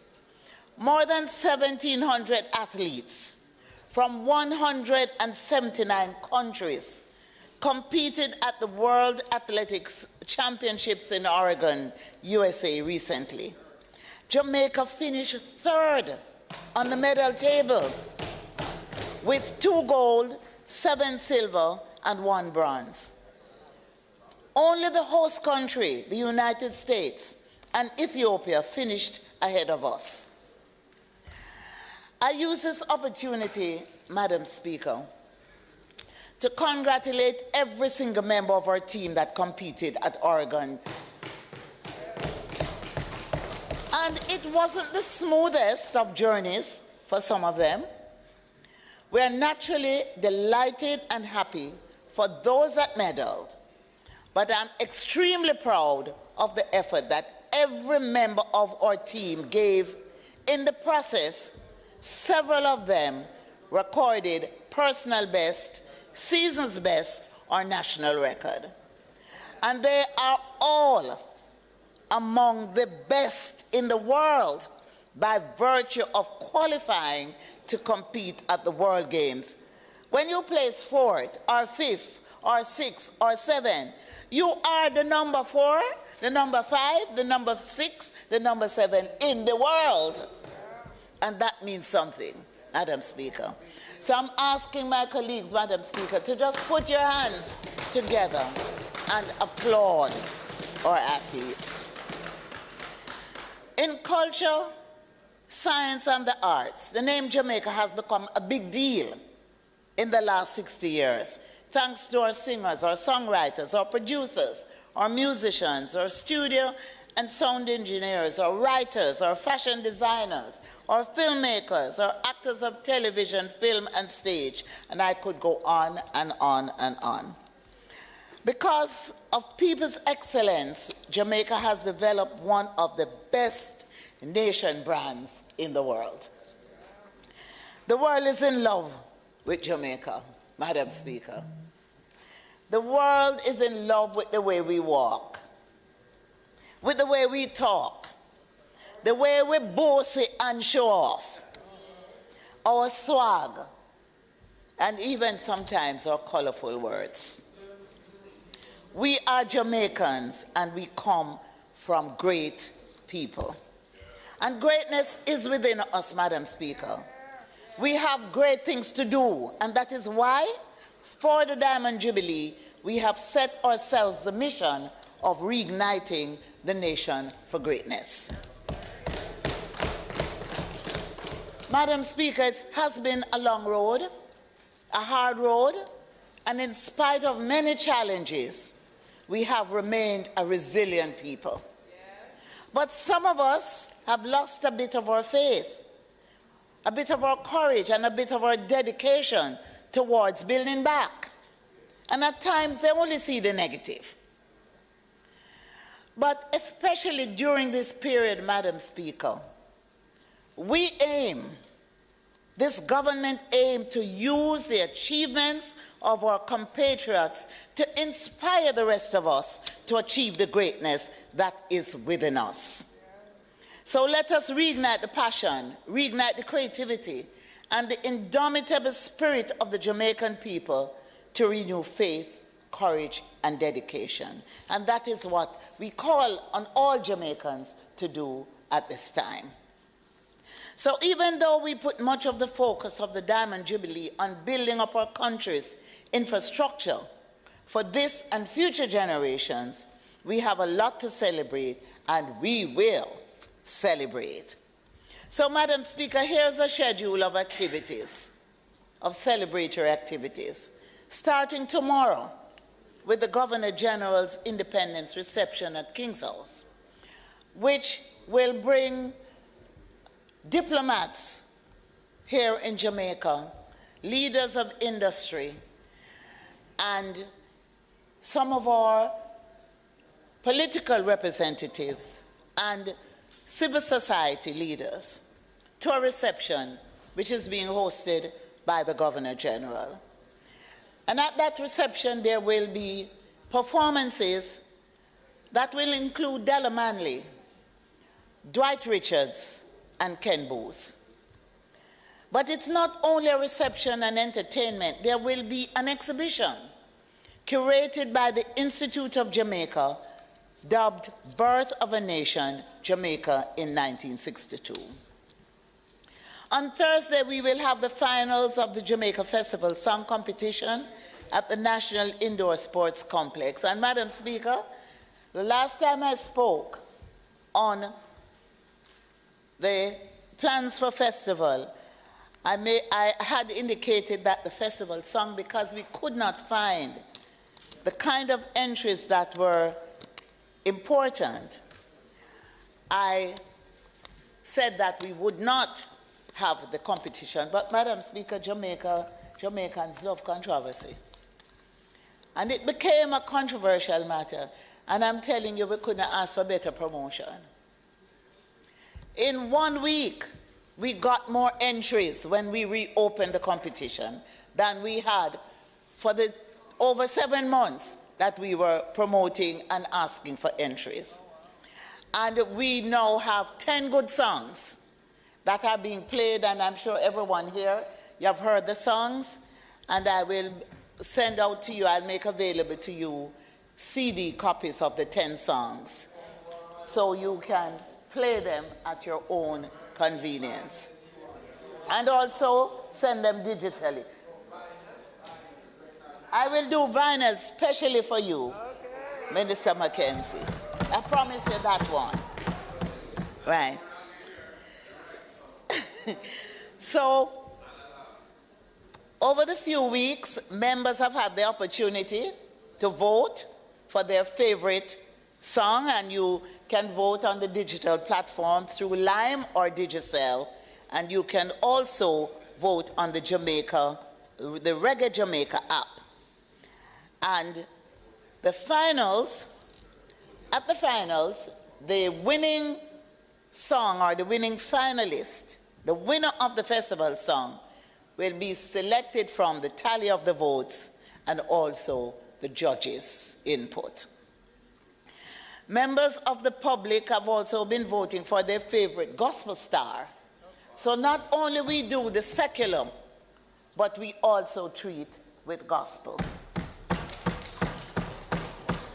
And I should tell you that one of the outstanding stars of the gospel competition is Kevin Downswell, who you all know.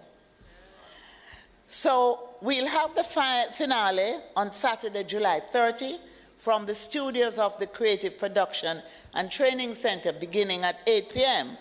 And it will be broadcast live on PBCJ, Love TV, and Mellow TV, as well as being streamed worldwide. We have been taught that in all things we must give thanks. The Jamaica 60 National Thanksgiving Service will be held on Sunday, July 31 at Boulevard Baptist Church, beginning at 9:30 a.m. And participating in the national service will be the Prime Minister of Jamaica and the Leader of the Opposition. Leader, you have confirmed your attendance, right? Well, the Leader of the Opposition has always attended the national events, and so I know he will be there. On Sunday evening, if he's not traveling, on Sunday evening, we will gather at Seville Heritage Park in St. Anne for Emancipation Jubilee, where we will pay homage to our ancestors who fought and died for the freedoms we enjoy today. And I announce that we will be granting free admission to Seville Heritage Park for Emancipation Jubilee this year.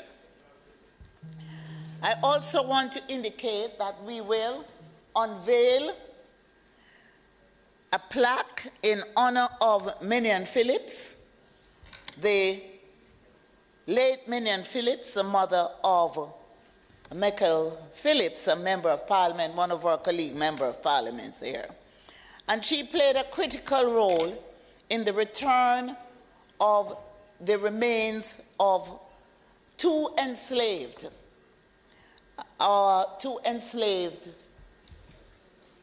persons whose remains were buried at the back of the Great House, and they were transported back to Ghana, where they were reinterred.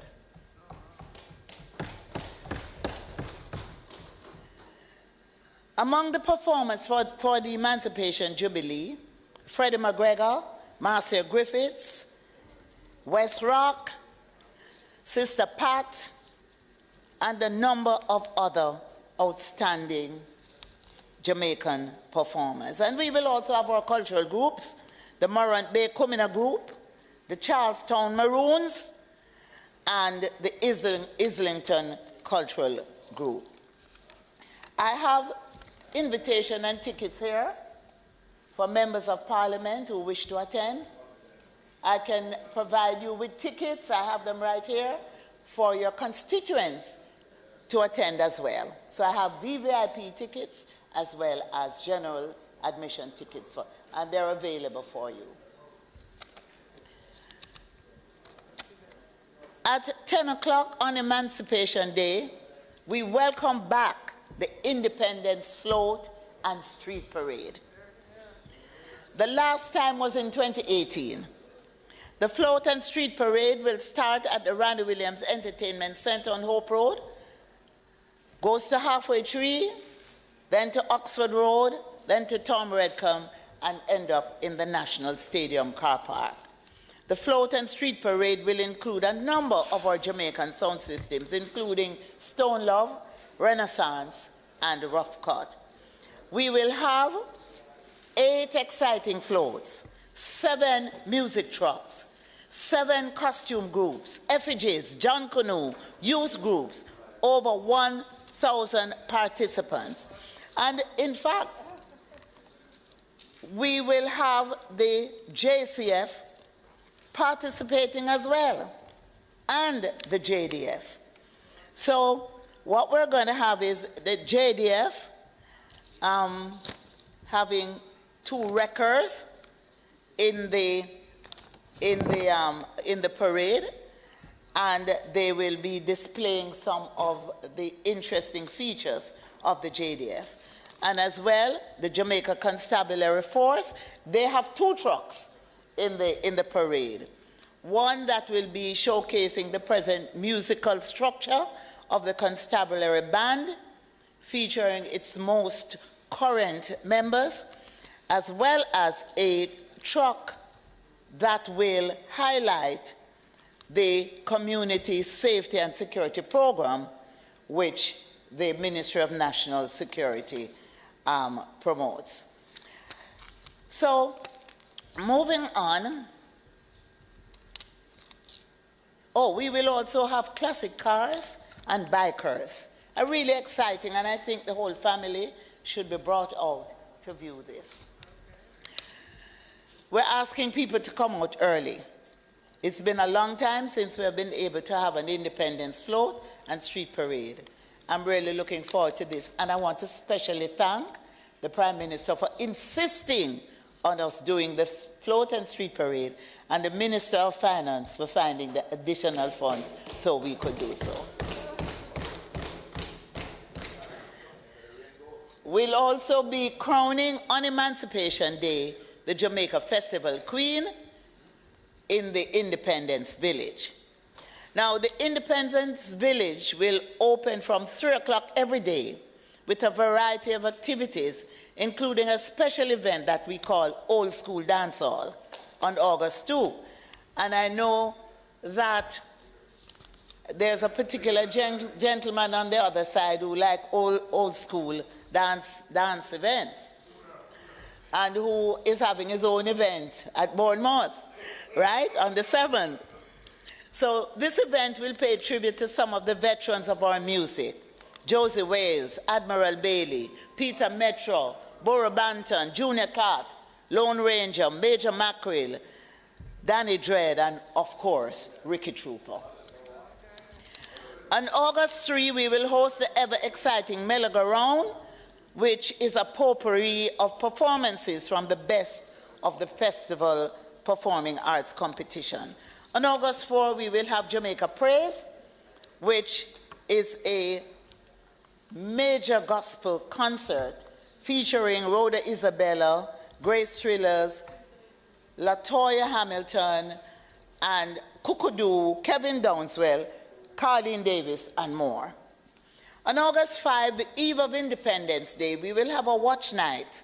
And I don't know how many of you remember watch night events in the village beginning at 8 p.m. And we will come together to share music, food, and just good vibes as we contemplate that moment at midnight on August 6, 1962. Then, Madam Speaker and colleagues, the main event, the Jamaica 60 Grand Gala inside the National Stadium on Independence Day, beginning at 6 p.m. On this occasion, we will honor Derek Morgan and Sanchez with the Music Icon Award for their sterling contribution to the popularity of Jamaican music on the world stage. And I would ask you all to please acknowledge by applauding their contribution to the development of the music.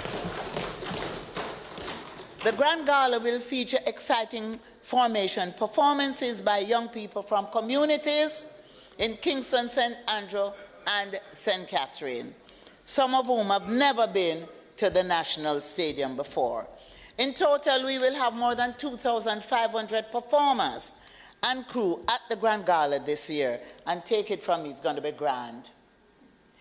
It is going to be extremely grand, and there will be a special high-profile guest from overseas who will be present. That I can't announce at this time, but will be announced at the appropriate time by the appropriate ministry. We will also have some of the biggest names performing there. Beanie Man, Barrington Levy, TJ, Tony and Singh will be performing as well. Glacier Robinson, Tessan Chin, and more. And of course, the artists who promote Leg of the Bird, and you know, although exactly right. So it's going to be entertainment for the young and the old. We anticipate that 30,000 people will attend the gala. And as usual, we will be issuing tickets to help to manage the crowd. We have locations where tickets will be available. We will be announcing those locations shortly. But I just want to make a special appeal that those who are not able to get tickets, it will be live on television, it will be live on the electronic boards across the island, and we will be streaming right across the world. We will have fireworks as usual, and we have a special show, a spectacular show that we want it to be it's the first time in the Caribbean this will be done. And we want it to be a surprise. And in addition to that, we're going to have a flyover by a friendly country, and we're going to have paratroopers from Guyana participating in the event as well. So I actually can mention some of the ticket outlets. Census bookstore locations in Crossroads, Spring Plaza, Portmore Pines, and in Montego Bay. We will have other locations in Morant Bay, WorldNet Microfinance branches island-wide, and of course at the National Stadium, at the Village, and at the JCDC offices. The celebrations on Independence Day will not take place in Kingston alone, because Kingston is not Jamaica. And so we will have events right across the island, flag-raising ceremonies in every parish, special major events, for example, Treasure Beach in St. Elizabeth, which will feature boat parade, a street parade, and sports festival. In Montego Bay, we will have a mini gala, a huge gospel concert paid for and hosted by the Deputy Prime Minister. paid for and hosted by the Deputy Prime Minister. And of course, the Minister of Tourism is going to create excitement on the hip strip. That's right. So, and of course, right across Jamaica that night, street dances will be held.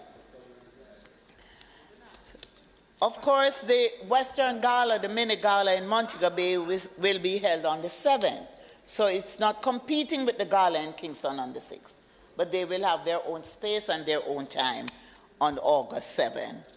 And the Western Gala will feature Jermaine Edwards, Tammy T, Georgia Henry, and not TJ, Lali, Tessan Chin, Governor, and more. And we're going to have this special, which I'd mentioned earlier, and I didn't say what it was, but I'll mention it. It's a special drone show. Never yet seen in the Caribbean. Drone. But we're going to have a large number of drones. Huh?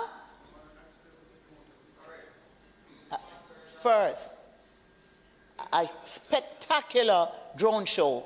And we will have that drone show in Kingston at the Gala, as well as in Montego Bay at the Western Gala.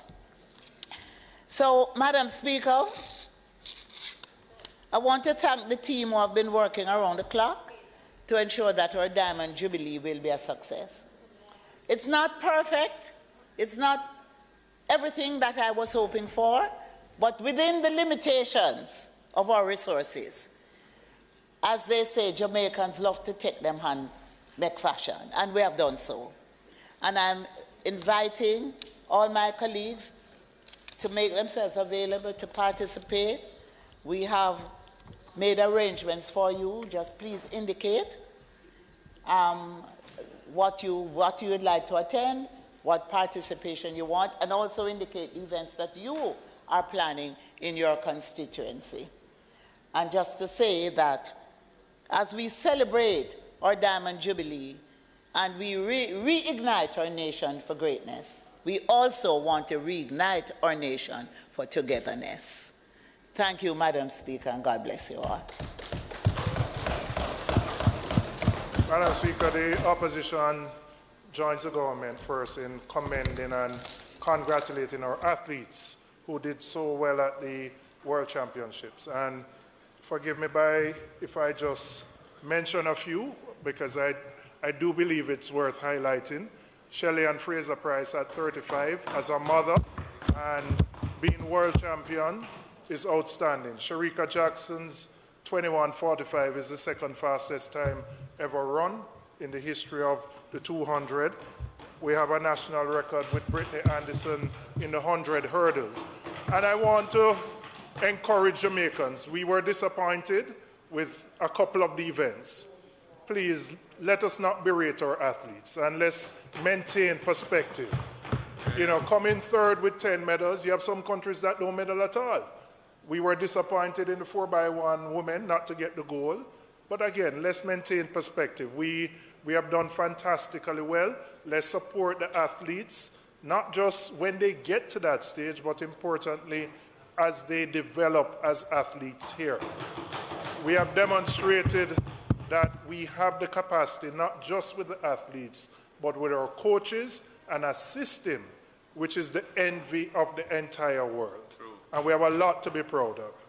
And I want to also encourage those who are on their way to the Commonwealth Games, which are taking place in the UK, that they have the support of the Jamaican public as they again continue to fly our flag very high.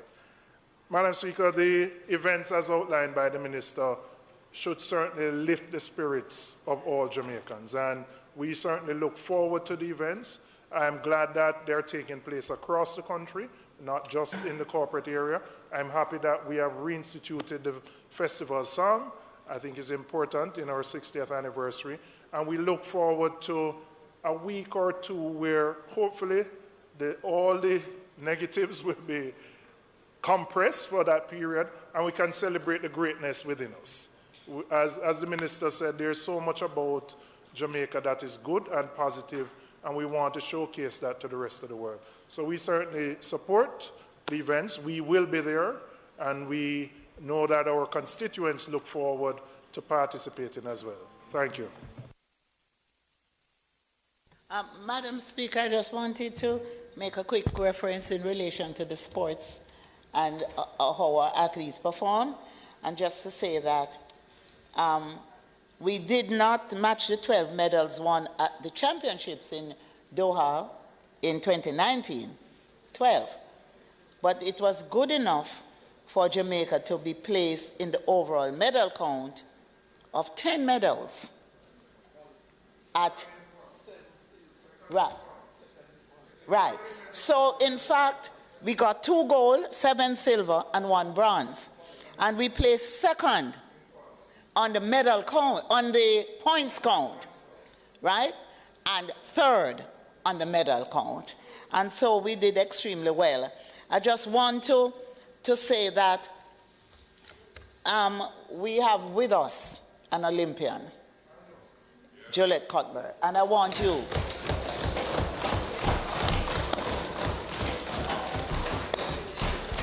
you to make her feel special, because she's among a special group of women. Athletes, yes, but in this particular case, our women have made us extremely proud. And I just want to use the opportunity to specially big them up and to say that our athletes have always put Jamaica center stage. And for this, we are eternally grateful to them. Thank you, Madam Speaker.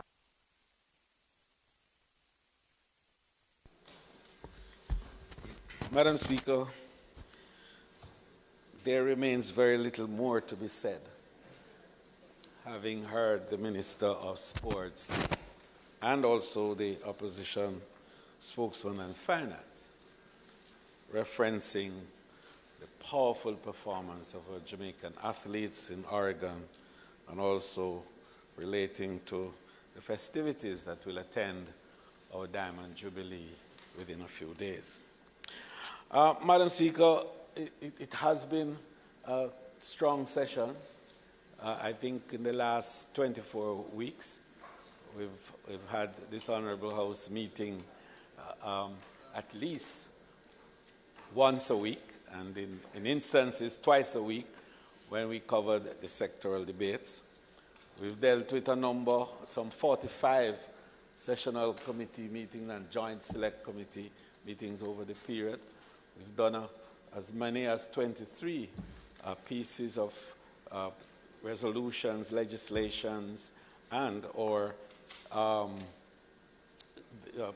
bills that came to the House as a combination. In the period, Madam Speaker, we've also had the good fortune of having a number of heads of state and government attending this honorable chamber, and having 2 joint select joint sitting of the House, and expecting to have another, which I will speak about in a second or so.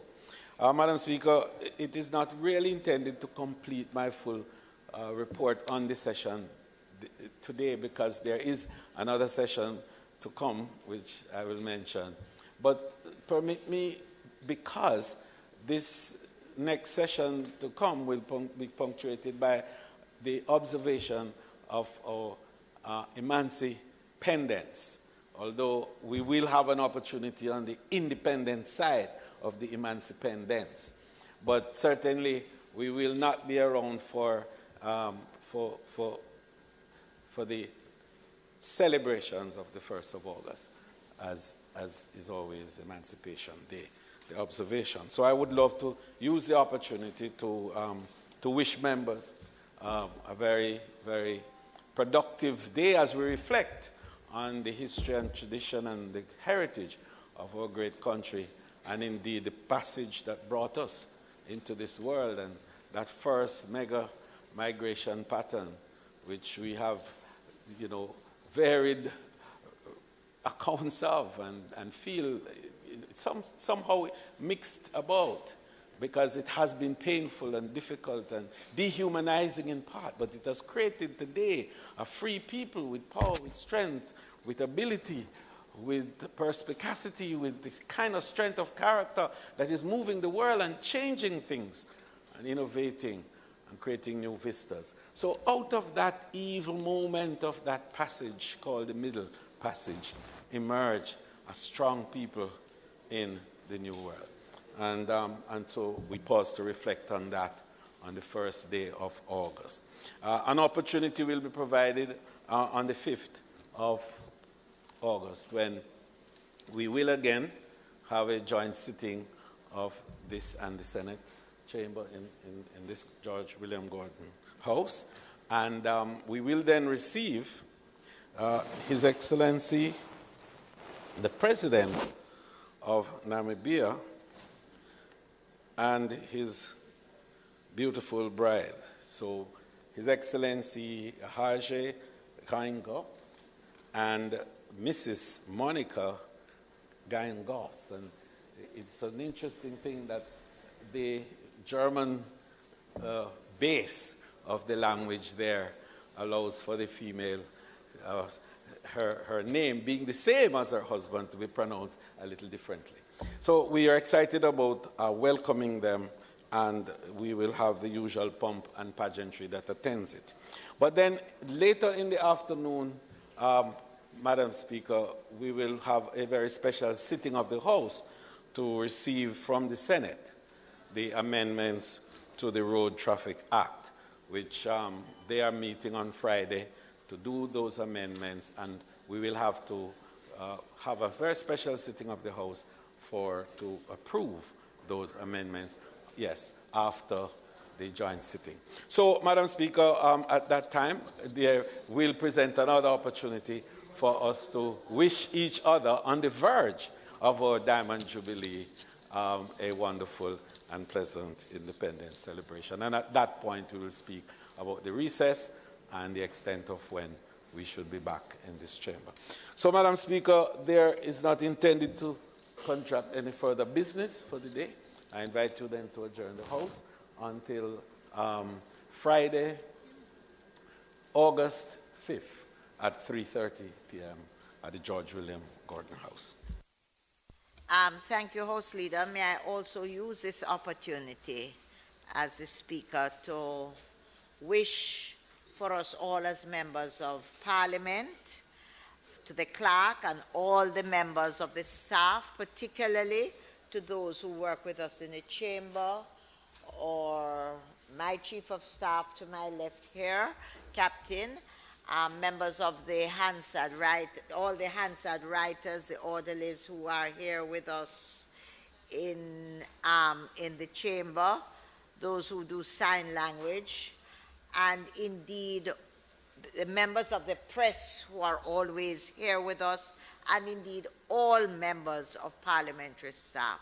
We wish for you a time of reflection, even as we celebrate Emancipation Day, and thank you very much for your hard work and your dedication to the job here at Parliament. With that, I want to adjourn the House until August 5th, Friday, August 5th at 3:30, when we have a joint sitting of the House with the Senate and a visiting head of state from one of our African countries. Those in favor? Those against? The ayes have it. This House is now adjourned.